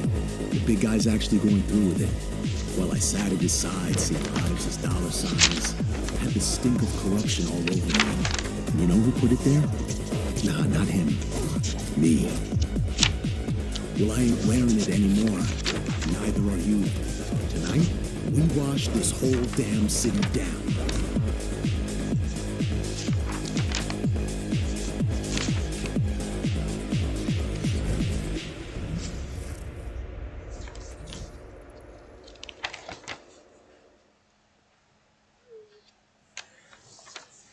Such a cool game, and I'm happy to announce that a PC demo of this game is going live right now on Steam and will be part of the Steam Next Fest next week. I really want more playable games to get in the hands of you guys at home, and that's one of them. Check it out. All right, joining me now is Megan from Digital Extremes to talk all things Warframe. Megan, how you doing? I'm so good. My fellow Canadian. I know. We got we just happen to always have these Canadian teams on the show. I don't know how that works out, right? It's okay. We do. Well, we have a great connection. We've also done a lot with Warframe over the years, and I know right now anyone watching on Twitch for more than 30 minutes, this show is going to get a special Twitch drop, right? That's right. I already have seen people getting it, so Yes. it's very exciting. She's right there, loud and proud. Protea, 30 minutes for watching. Thank you for letting us kind of take over your special events category, but she is there and she is for you if you are properly linked up. No, Warframe, you know, as I said, we've done a lot over the years. You guys have done incredible things with the game, and I know you have TennoCon coming up in July, which is your big kind of event of the year to reveal what's next. What can you tell us? Well, I can't tell too much, Okay. but yeah, July 16th, 2022. It's a digital event again this year. Today, actually, we just launched the digital items for it, so you can get some in-game goodies, some really cool cosmetics, some merch, all that really great stuff went live today. But of course, the reason I'm here is to, you know, kind of debut. We have our Tenno Live during TennoCon, which is our big reveal of the night, and we usually do a little bit of a gameplay, a little bit of a demo, and I think a lot of people can suspect.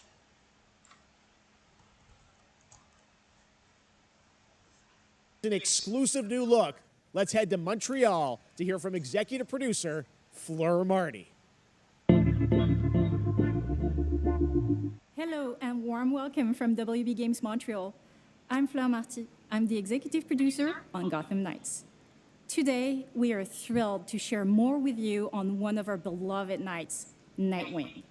This showcase is the first in our character series, and we're really looking forward to share more with you as we continue working towards our launch on October 25th. So I hope you enjoy the show and stay tuned.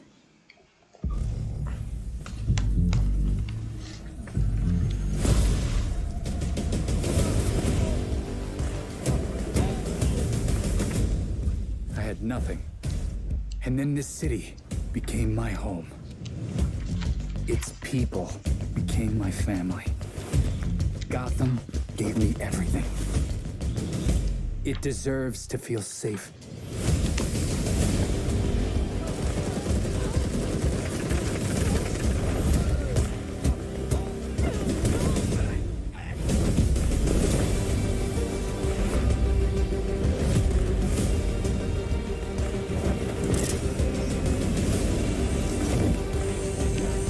No matter how hard we try, there's always more to do.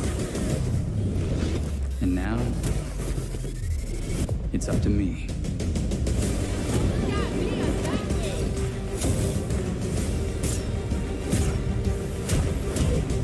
Got time for a dance, Nightwing?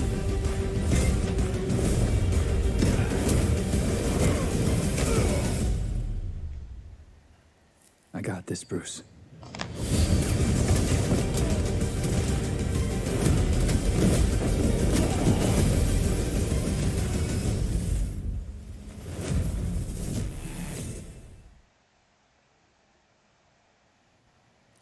That was Gotham Knights, and now we welcome, oh, look who it is, Neil Druckmann from Naughty Dog, co-president of Naughty Dog.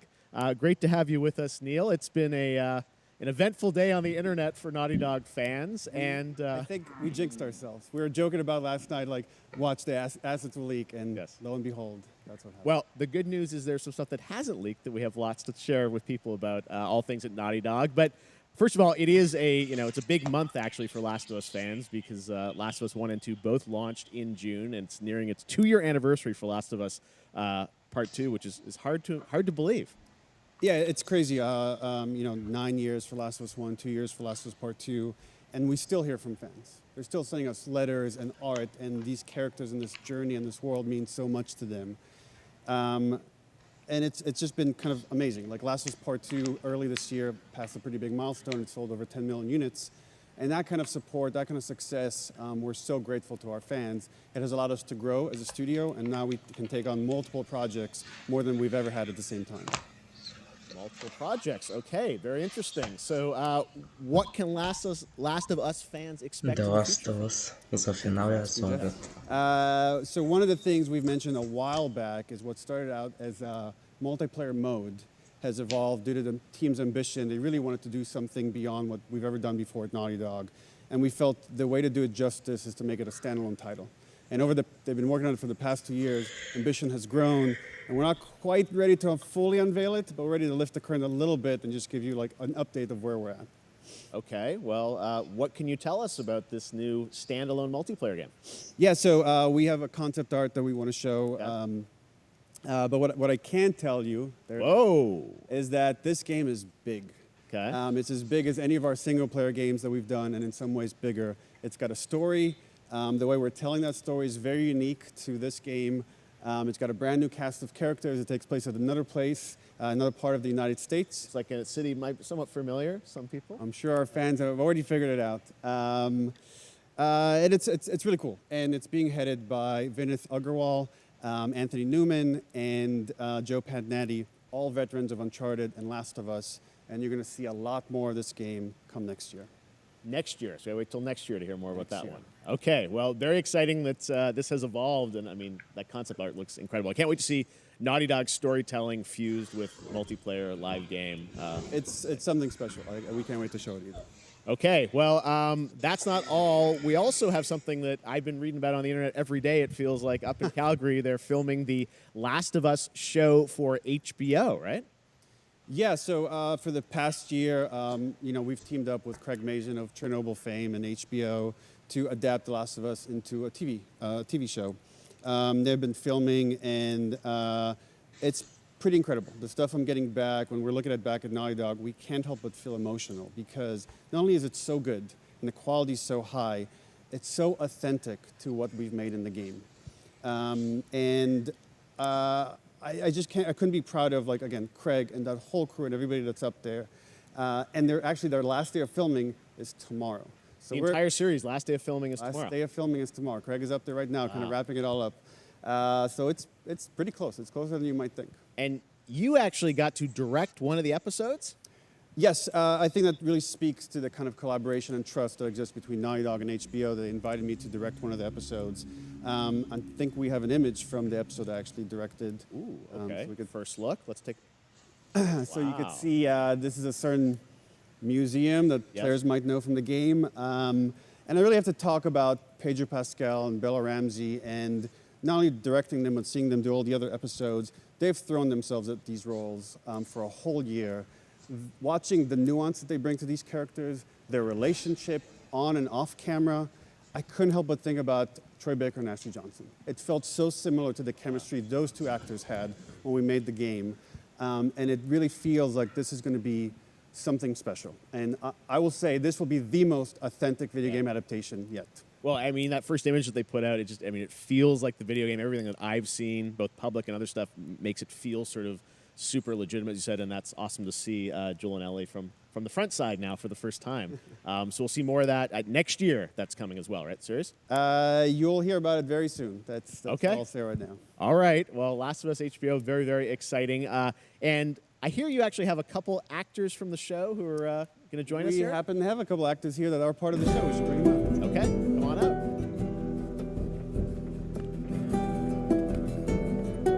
Oh, what's up, guys? Hello.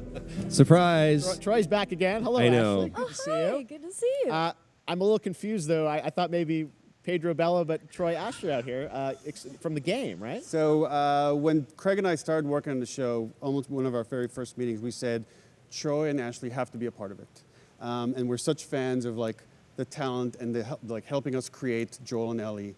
We felt like it was so important that they become part of the show. And it has to be more than just like kind of like a wink to the camera and like a cameo. Okay. These are real roles that we're keeping under wraps for now. But man, I'm bummed that I couldn't be there with you guys when you filmed your stuff. There's been so much stuff I so, feel like so good on the internet. There's so much like talk about what's being filmed, and I think that's you guys have kept a complete secret that you were up there and you filmed your roles by now, obviously. Well, keeping secrets with this franchise is kind of old hat. Like we've had Except for today. Except for the day. Except for the date. It was one of the hardest things for us to do is to not let people know that, because we're so proud of it and the work that we did. We worked hard. The crew. I have to say, when I walked out on set, to be met with literally every person that I met on that crew is such a fan of this game, and they all knew what it was that they were working on and committed to working on this project because of their fan and their love for the game was one of the greatest. It was like I was coming home to friends. Yeah, I the attention to detail, the crew was amazing. Bella and Pedro are they're so perfect, and we've been trying to sort of describe that feeling of sort of seeing them in person. It's like the characters coming to life, but it's so much more than that. I feel like I can't fully explain it, but I am so excited to be a part of it, and just I can't wait to see it. I think it is going to be so good. I love the story. I love being a part of. I'm so excited about the series and the fact that you guys are going to be in it and undisclosed roles. I'm so fascinated how it's going to sort of bob and weave and are these characters we know from the game that they're playing new characters? Can you tell us anything? Yes. I can tell you. So sneaky. All right. Well, we're so excited. Maybe it's already on Twitter by now. Hey. All right. Well, let's talk about what was on Twitter earlier today. Lots of talk about the idea, or really what's happening is it looks like you guys are remaking the original game, and this is like a ground-up remake. Is that right? That's right. We wanted to give people the definitive version of the first game that wasn't encumbered by any technology. Wanted to find a way to get even closer to our original vision. We're able to do it on the PS5 and PC. And instead of talking about it, let's look at it. All right, let's take a look at The Last of Us Part 1.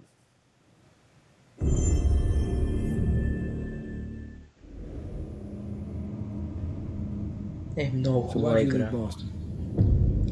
The Last of Us 1 и 2 изиграх на конзолата и са хубави игри.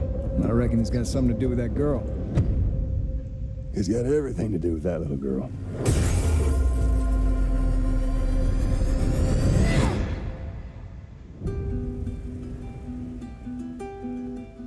You know, I've never been this close. It's the outside. So is that everything you hoped for? Can't be any worse out there.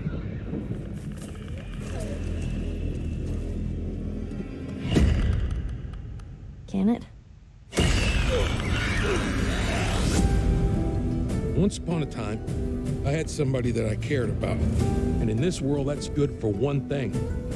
Get you killed. I can take care of myself. How many close calls have we had? By getting in trouble down there, you make every shot count. I got this.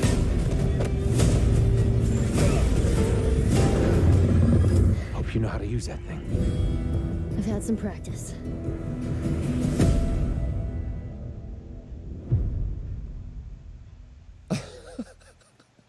Truly one of my favorite games of the past decade. Guys, what's your reaction to that? Yeah, we hadn't seen that yet. Yeah, you're watching it in real time. Yeah. It's because you did these performances you did a decade ago. Yeah. You didn't go back in. I mean, you used the original performances. Yeah, right? actually, we came up with a process where we could take the original animation that we did for the faces and kind of like retargeted on these new rigs that have a lot more fidelity. And then the animators went back and We're studied. seeing side by sides here just how much it has changed, that you went and you redid the models and rebuilt everything? Everything was rebuilt from the ground up. Same art director, re-art directed the whole thing from the ground up. But the great thing about these faces is that they're closer to the original performance. All the animators went and studied those videos and got it closer to what you did on set than we could have achieved before. And that's just like one of the things we could talk about, like this brand new AI, like all the combat is redone. Just the fidelity of everything, 60 frames per second, all the stuff you're getting on the PS5. Again, we wanted to give, knowing because of the show, because they're all new players for PS5 and PC, we wanted them to have the definitive version of The Last of Us. Amazing. Well, now you guys get to replay. I mean, when was the last time you guys played the game?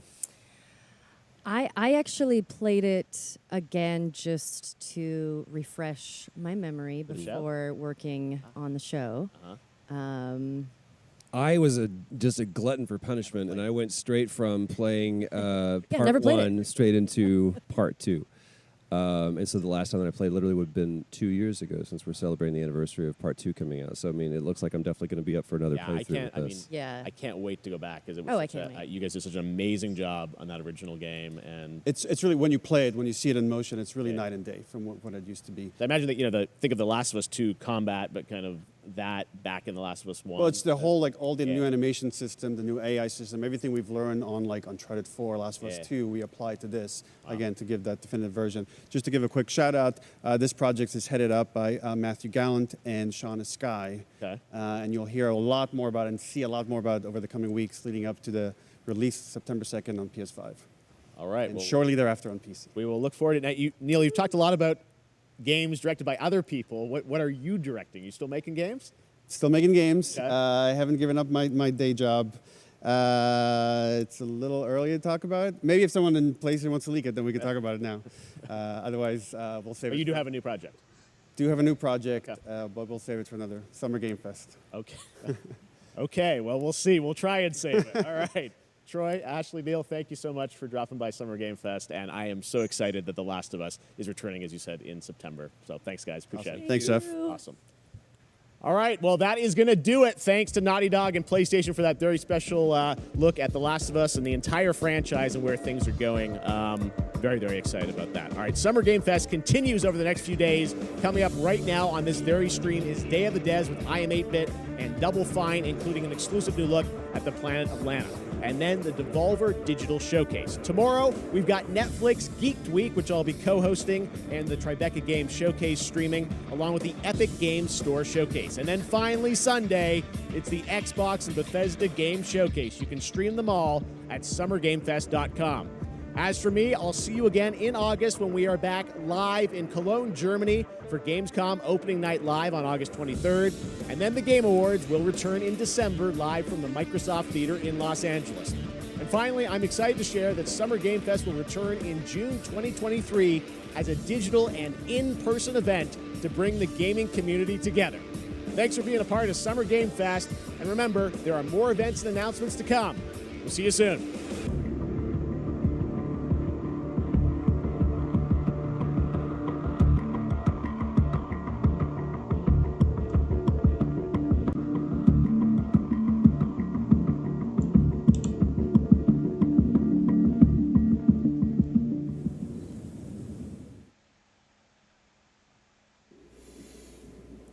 And welcome back. That was Summer Game Fest right here on IGN's Summer of Gaming. I'm Damon Hatfield, and joining me once again are Kat Bailey, Tina Amini, and Ryan McCaffrey. Let's talk about what we just saw. There were some real spooky horror games in there. Callisto Protocol is probably a good place to start. Mm-hmm.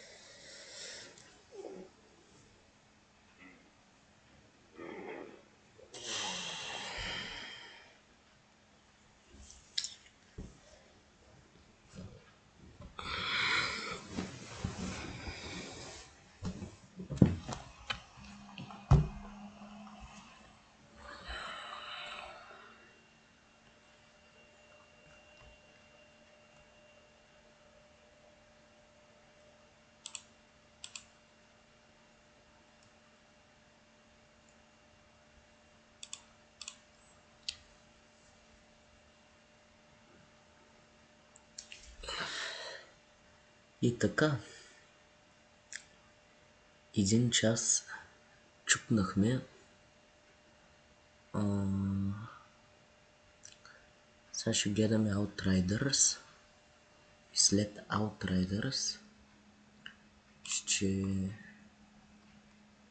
гледаме E3 рекейпа.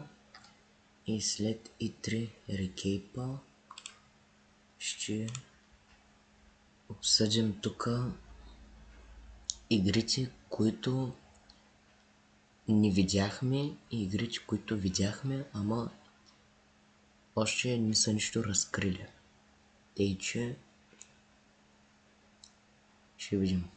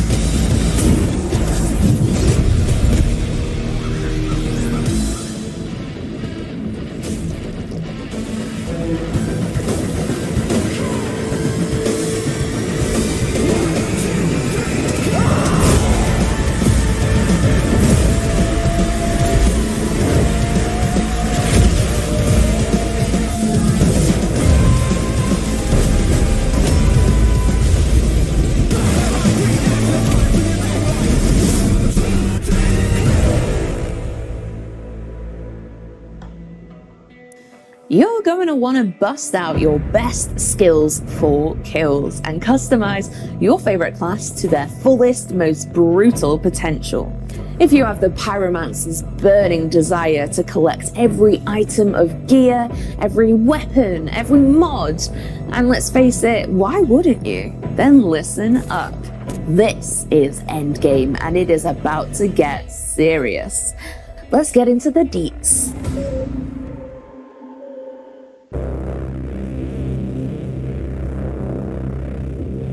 Hey there, fellow Outriders, and welcome to your biggest challenge yet.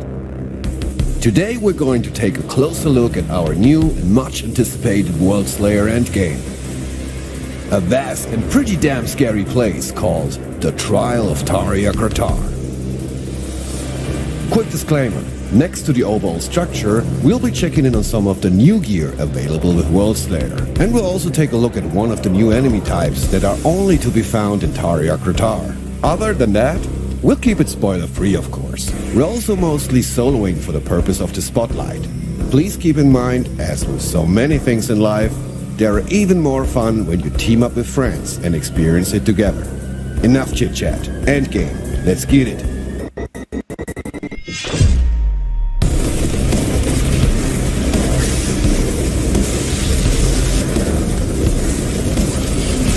First things first.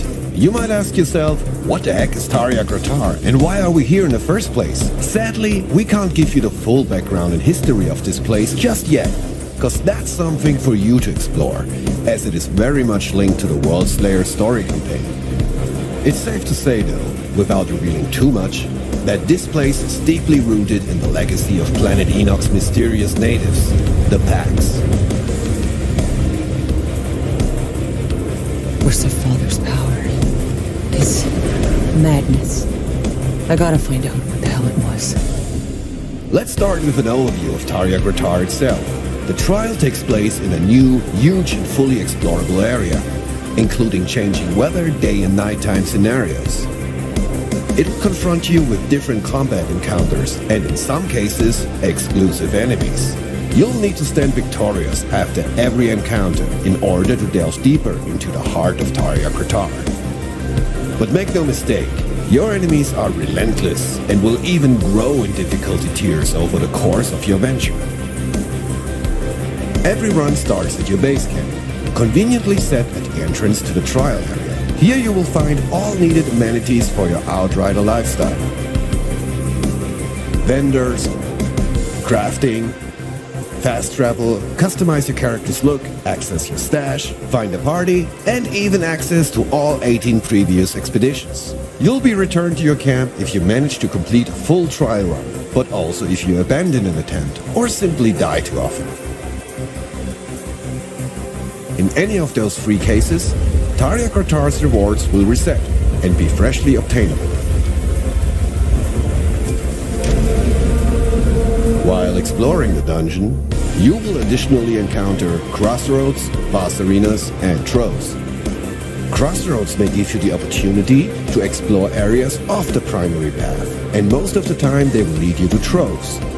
Boss arenas are mandatory to progress deeper into Tarja Kratar. We are currently here. Our first crossroads is giving us the option to explore Trove right from the get-go.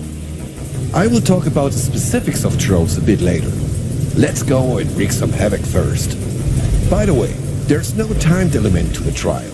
You can complete them at your own pace, and nobody will scream chop chop at you while you stop, smell the roses, and just take in the nice view from time to time.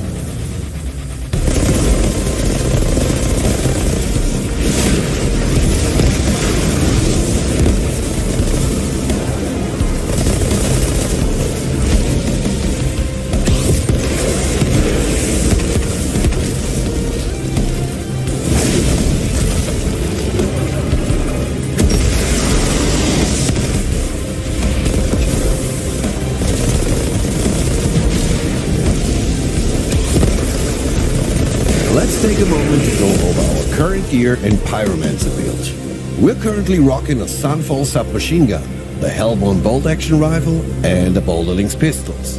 We're also doing this run with the Pyromancer's new Heatseeker Legendary Armor set, which will work nicely with our equipped Pyro skills Thermal Bomb, Overheat, and Ash Blast. It has a wicked set bonus that will activate once you successfully manage to detonate an opponent with your Thermal Bomb skill. After the first explosion, Thermal Bomb will then automatically travel to the opponent with the lowest health, and chains up to 3 more times after the initial blast. The Heatseeker set also comes with 4 insanely powerful mods in support of our Overheat ability, and helps to deal some serious damage. We specialize the Tempest branch in the Pyromancer skill tree for this run. Our Pax Glass tree specialization in the Pyromaniac branch will really help to turn up the heat. As just mentioned, Heatseeker will enable our Thermal Bomb to travel 3 more times after the first impact. Those fireworks come with 50% reduced damage. Let's counter that a little. Check out Trigger Sequence. It will give explosive skills like Thermal Bomb 25% more damage, and it stacks up to 3 times.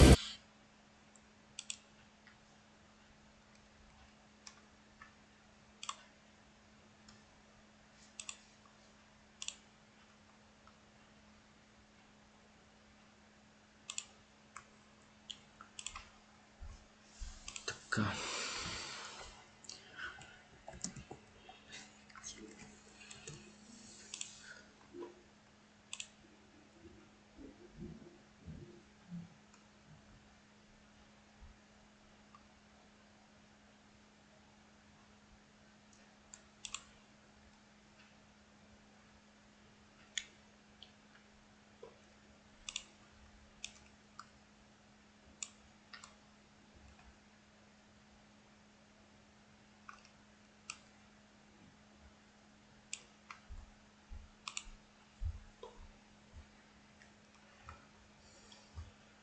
Warhammer PlayStation State of Play. Тук имам клип в YouTube. South Hackers. Summer Games Fest, който гледахме преди малко. Your Digital IGN Expo.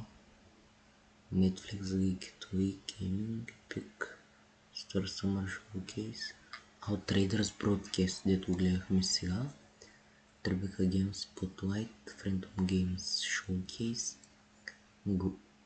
Guerrilla Collective, Awesome Games Direct, Feature of Play Direct, Notice Games, Feature Games Show. Утре ще гледаме Xbox и Bethesda Games Showcase, PS Gaming Show, и тя двете ще гледам утре. След това тук няма нищо.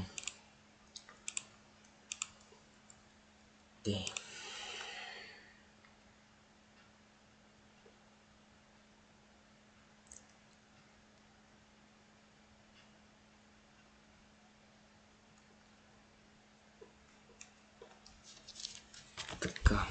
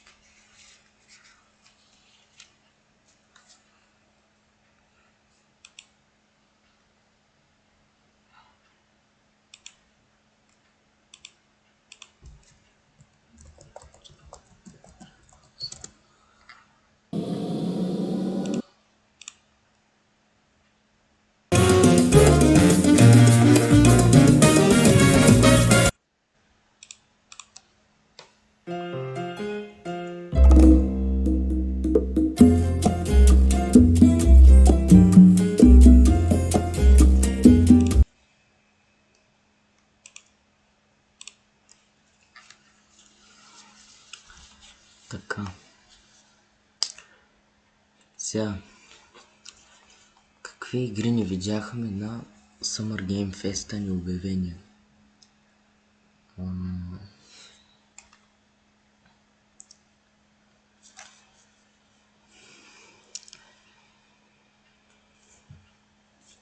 Значи, още не видяхме Resident Evil 9, още е рано. За Far Cry 7 няма да споря. Outlast 3 няма да споря и там, защото още не е излязъл Outlast Trials. Stray, това е играта с котката, дето ще излиза на 19 юли. The Witcher 4. Тук, като знам какво стана с Cyberpunk, The Witcher са тия, които разработиха и Cyberpunk, но с Cyberpunk стана голям цирк. Няма да казвам какво стана с тая игра. Uncharted 5. Тая игра чакам с огромно търпение и интерес. Knack 3 няма да споря. The Last of Us 3 няма. Gotham Knights излиза септември някъде. Red Dead Redemption 3 няма. Star Wars Jedi Fallen Order 2 обявено е продължение, но не се знае кога. Black Myth Lycan не се знае. Atomic Heart. Кой е тая игра, не мога да сетя сега. Horizon 3. Въобще още не е нищо обявено за трета част на играта, като чакаме и DLC, мини продължение на Horizon Forbidden West. Horizon Call of the Mountain е VR игра, но още не е излязла, защото трябва да излезе първо VR 2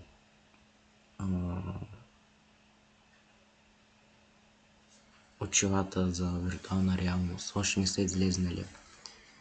God of War Ragnarok.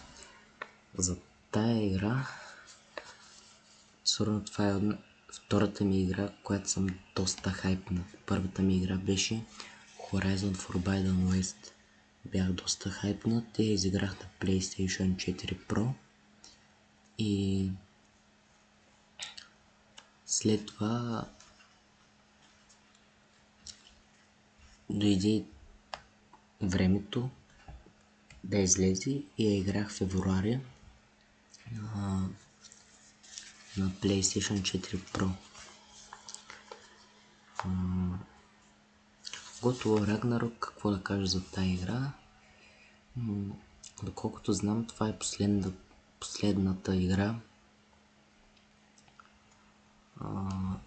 за скандинавската митология и историята на Крейтъс и Атриас. Нямам търпение. След това Ghost of Tsushima 2. Още нищо не се знае. Marvel Spider-Man 2. Доколкото знам, следващата година излиза втора част.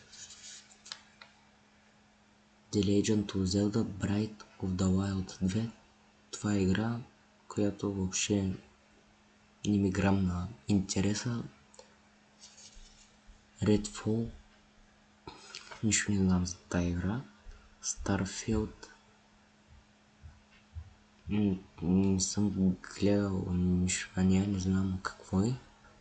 Crysis 4. Не знам. Assassin's Creed Infinity е следващата игра на Ubisoft в Assassin's Creed поредицата.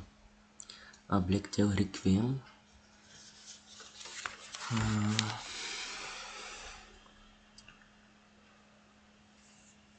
Това е игра, която от доста време я чакам да излезне. Като се има предвид, че излезе първата част на Black Tail Innocence, която я изиграх на стрим във Фейсбука.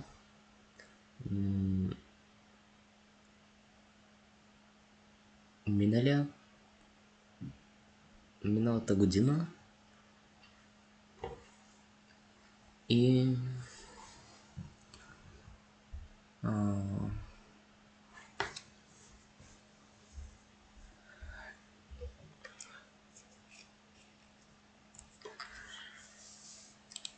чакай, какво стана?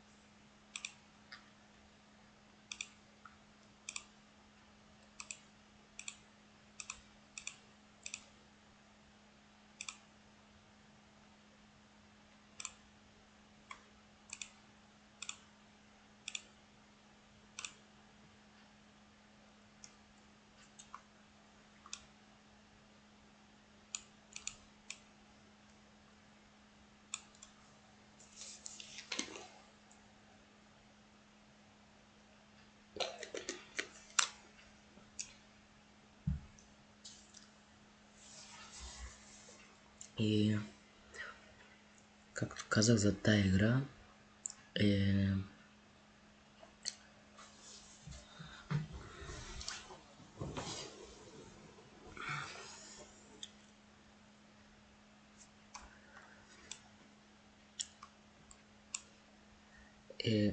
тази игра, както казах, е от типа на стелт игрите, подобна е на Outlast 3, на Outlast 2, но Outlast 2 и A Black Tail Innocence нямат нищо подобно, като Outlast 2 е хорър игра, а пък A Black Tail Innocence е Adventure Action игра. Различни са заради жанровете и заради достата графики и герои.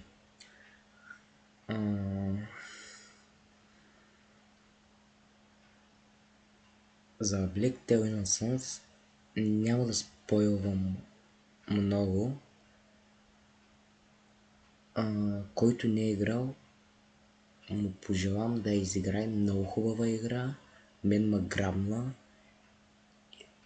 Действието се развива в древна Франция през 12 век, където там е контролирана самата страна или град от те наречената инквизиция. И тая инквизиция иска малкия брат Хюго, защото Хюго принадлежи на инквизицията, но Хюго е малкият брат на Амисия. Амисия и Хюго са брати и сестра, които живеят в древна Франция. И началото инквизицията напада там самия дом, дето те живеят, и убиват нейните баща и майка, за да открият къде са се скрили Амисия и Хюго. И инквизицията нагони от началото на играта до края на играта, и плюс това и нагонят някакви плохове. Те е наречената чума, в която Хюго е заразен.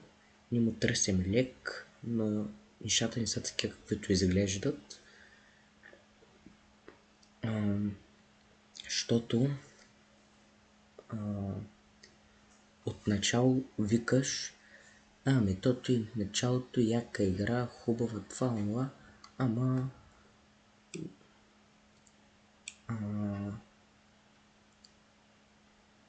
чечето голямо стана картината.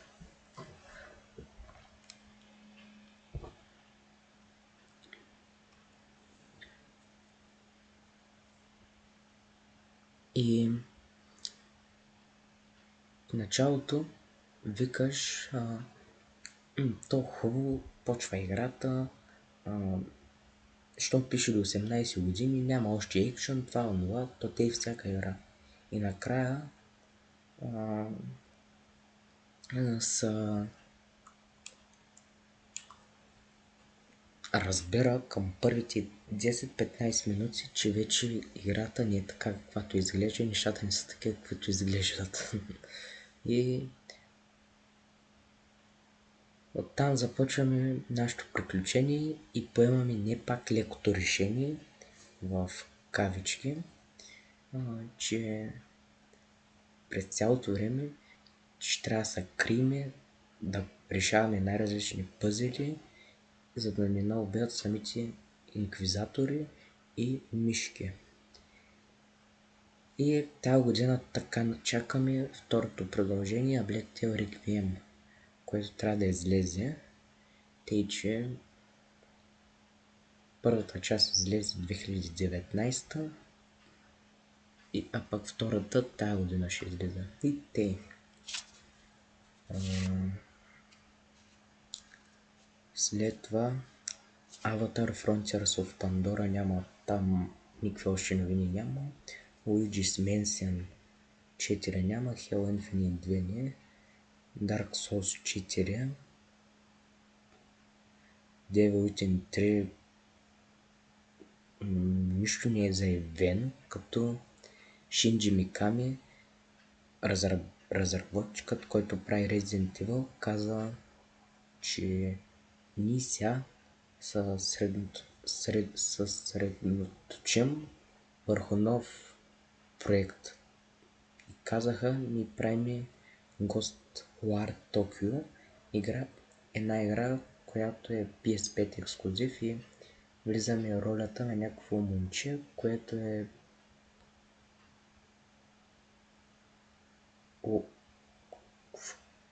което владее някакви сили и в тези сили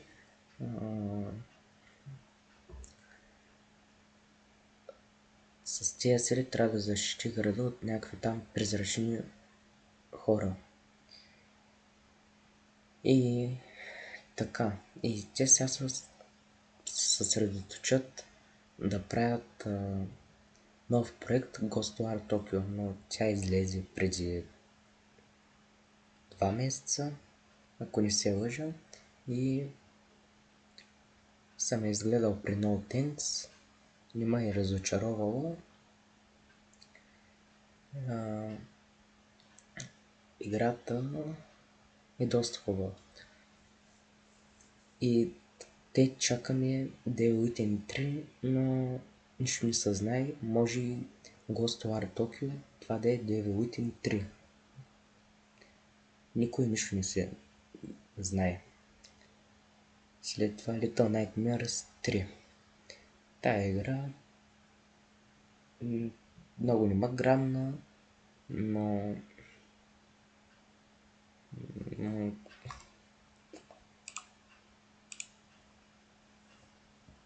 като се има предвид, малко е хорър, заради хорър елементите. Така.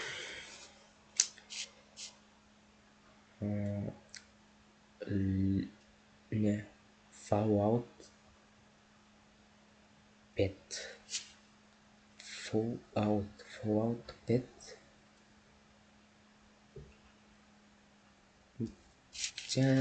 Тая игра въобще няма никакви...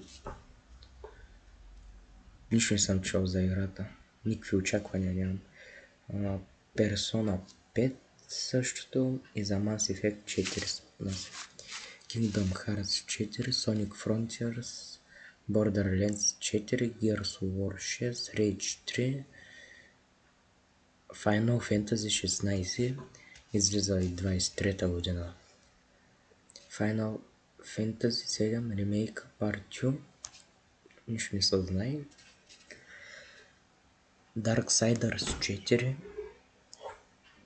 Bloodborne 2, Monster Hunter Rise Sunbreak излиза в края на този месец.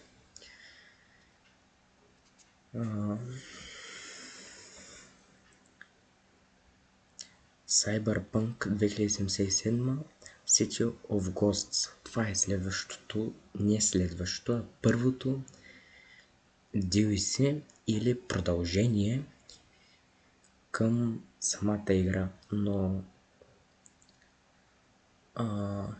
не се знае дали ще излиза. Чай, преди да почна.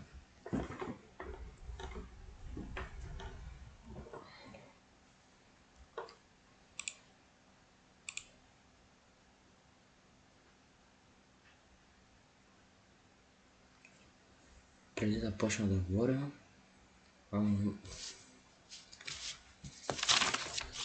за Dying Light,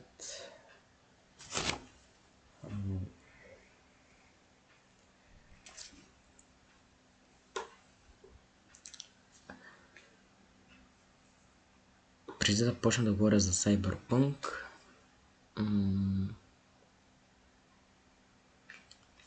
ще поговоря малко за Dying Light 2 и нейното DLC. Ще излезе, които са доста хайпнати, ще излезе септември.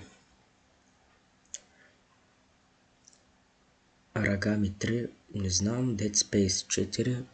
Аз това също казах на Summer Game Fest, че мислях, че дето и показаха трейлера, че това е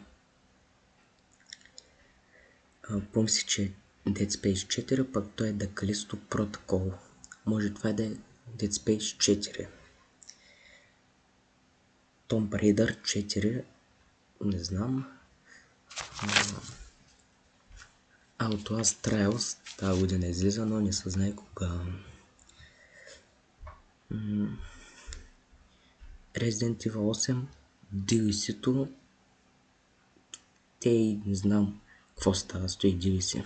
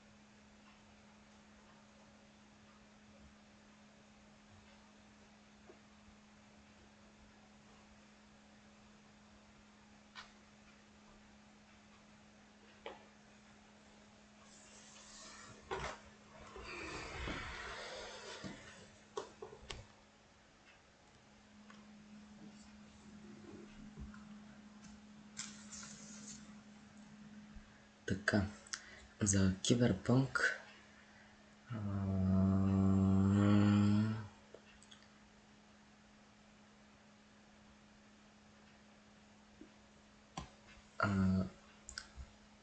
каквото и да казвам, знам, че е напразно, защото Киберпънк е правена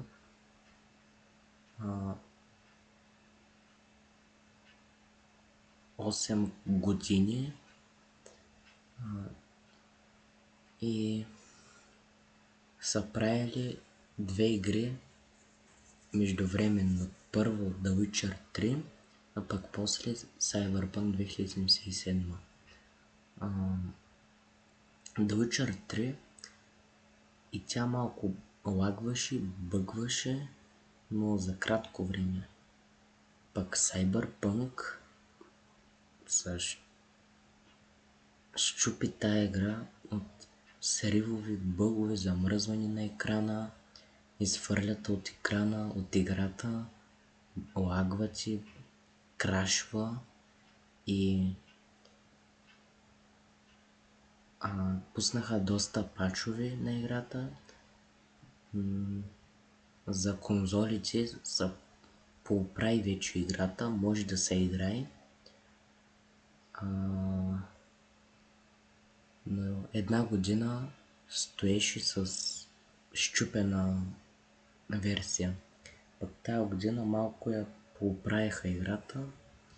Пуснаха там пач 1.5, който беше доста дълъг. По гигабайта беше 60 гигабайта.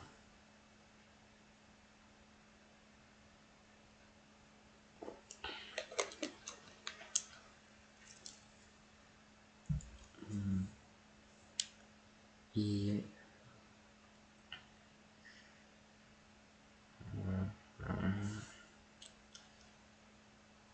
така че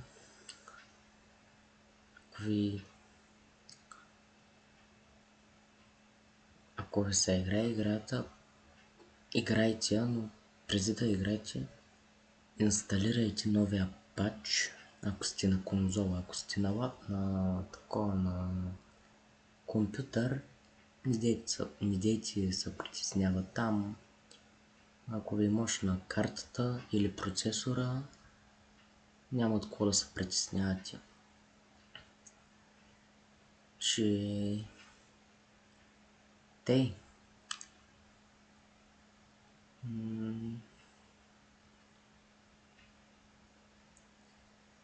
Какво друго да казвам? Друго няма. Но дано първото DLC на играта да излезе.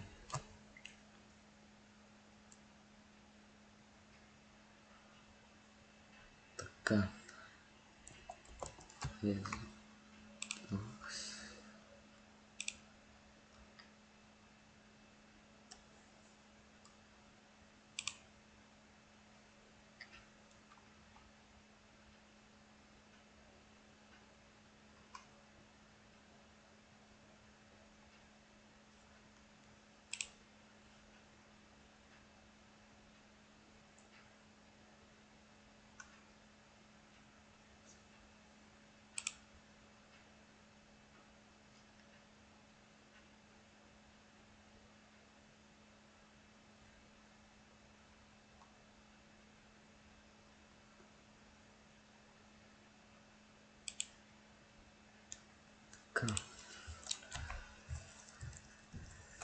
Утре ще гледаме то. Така.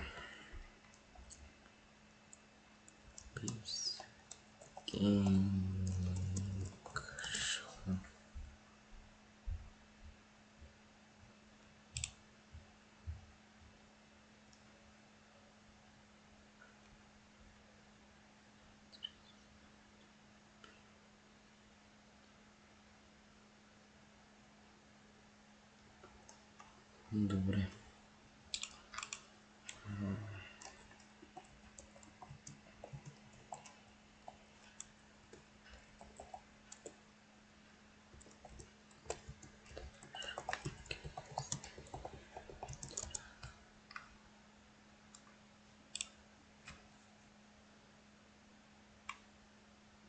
12 юни PM. What the fuck, така добре, както и да е. Summer Game.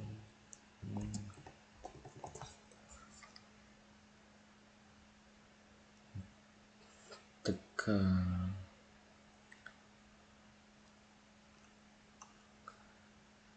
Каквото беше.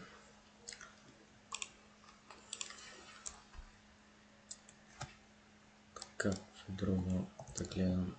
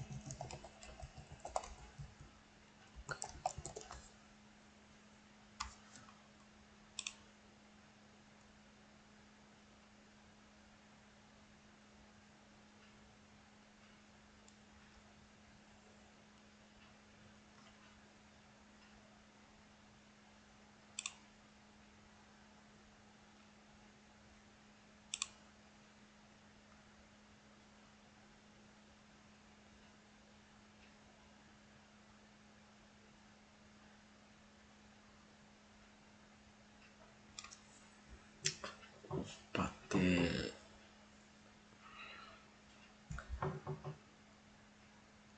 Отлагат Рагнарок до 23-та.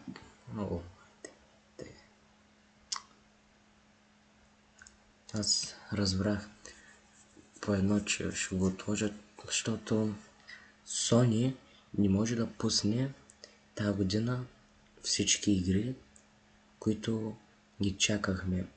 Horizon Forbidden West, Marvel Spider-Man 2 и God War Ragnarok. Тези 3 игри за една година не могат да ги пуснат по една причина. Тя е ясна, защото те гледат всяка година да пускат по един или два ексклузива. И са го отложили.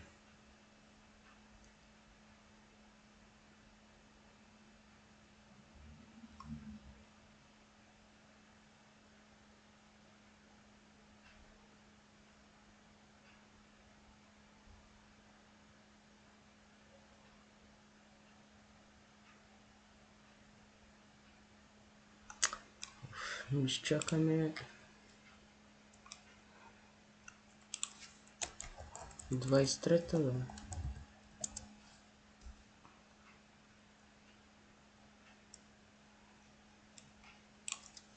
Той без това са... не знае.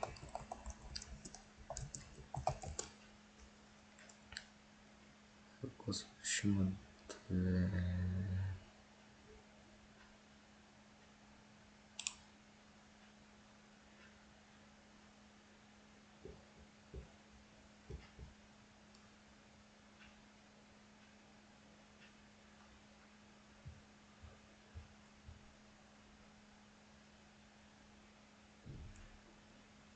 8 милиона гласов, ще има копия.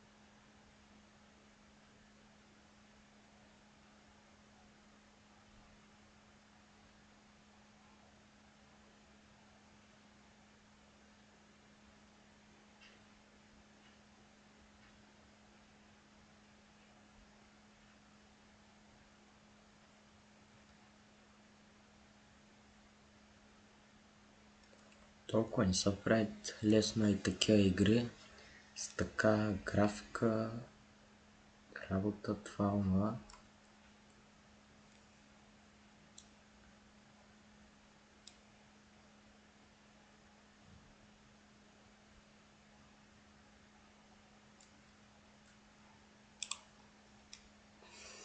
Ще чакаме, че те...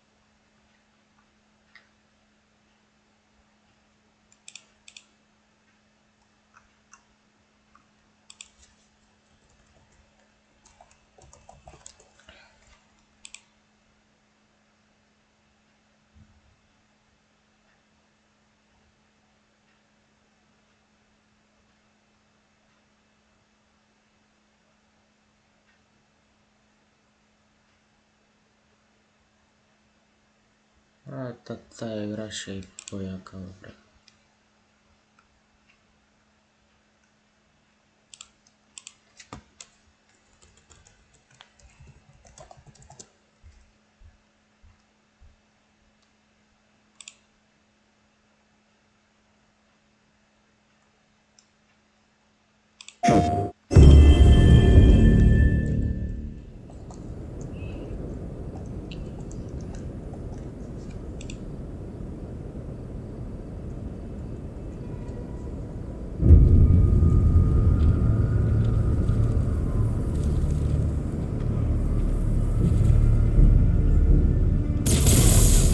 as long as I can remember, I have looked for an equal. One who could push me.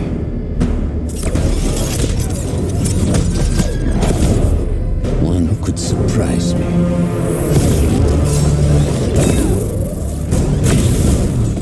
One who could even beat me. Yet all I found is disappointment. Will one of you finally give me what I desire?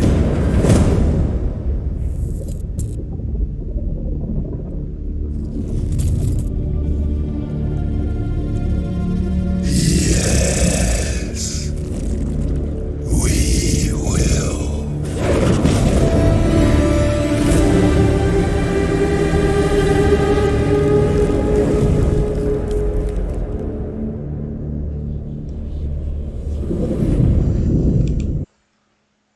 То дори има и дата, т.е. година.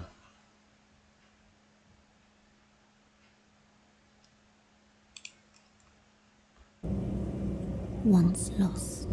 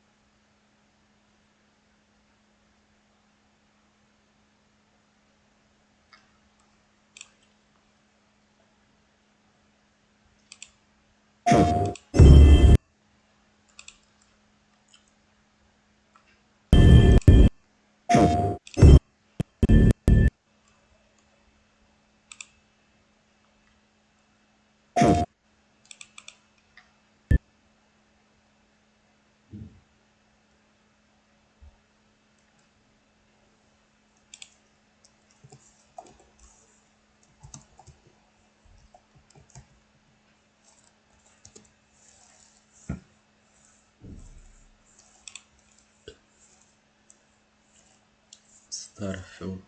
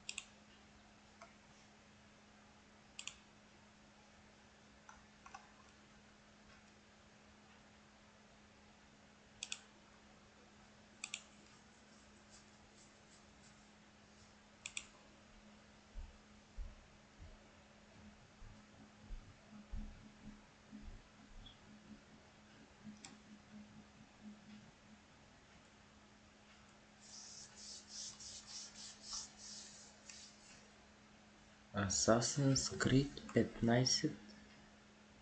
Ого! Празнуват 15 години. Ого! Браво, бе!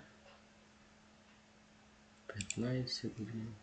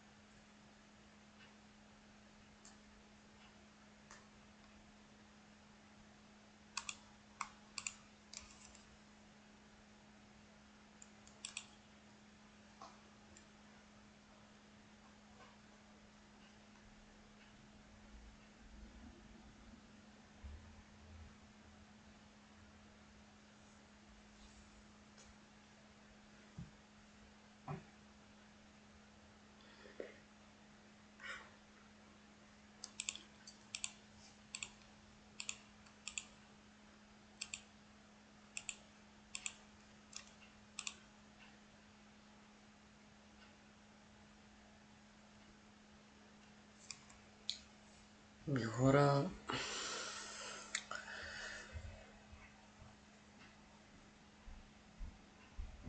че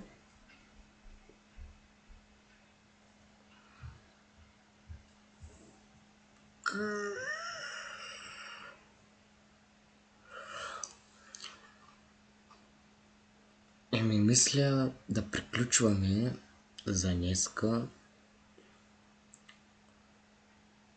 защото искам малко да спочина, да хапна, да сръмна малко и утре е втория ден и последен за Summer of Gaming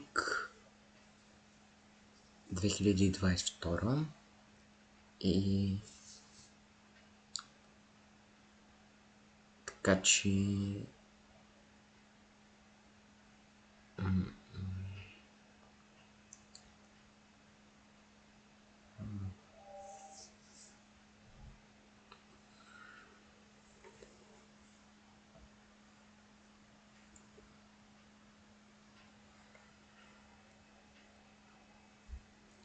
Така че ще приключваме. Защото гледам е 15:26. Тя е 4 часа след половин час. И поставям при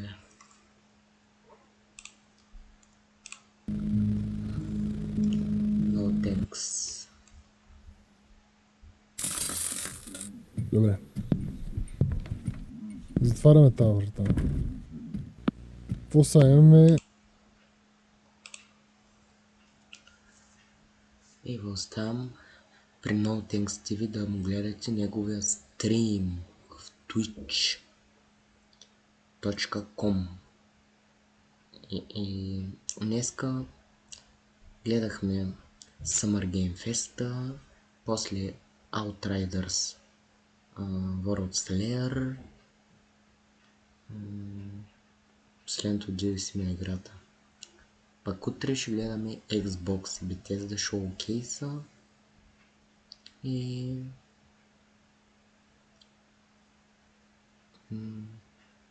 ще закрием и утре официално Summer of Gaming 2022. И след това сряда ще кача 3 лекции, свързани с технологията, с 3 господа, които ще разправят за технологията и различните и точки към гледна среда. И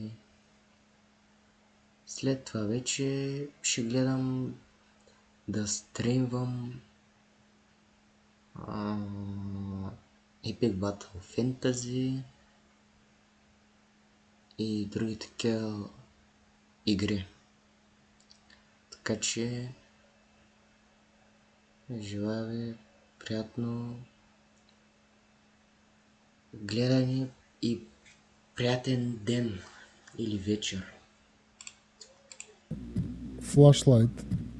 Така, трябва да намерим някаква... А това Бини не го ли намерихме, бе? Ние може би сме го намерили, но не се е брояло. Добре, имаме много неща да намираме.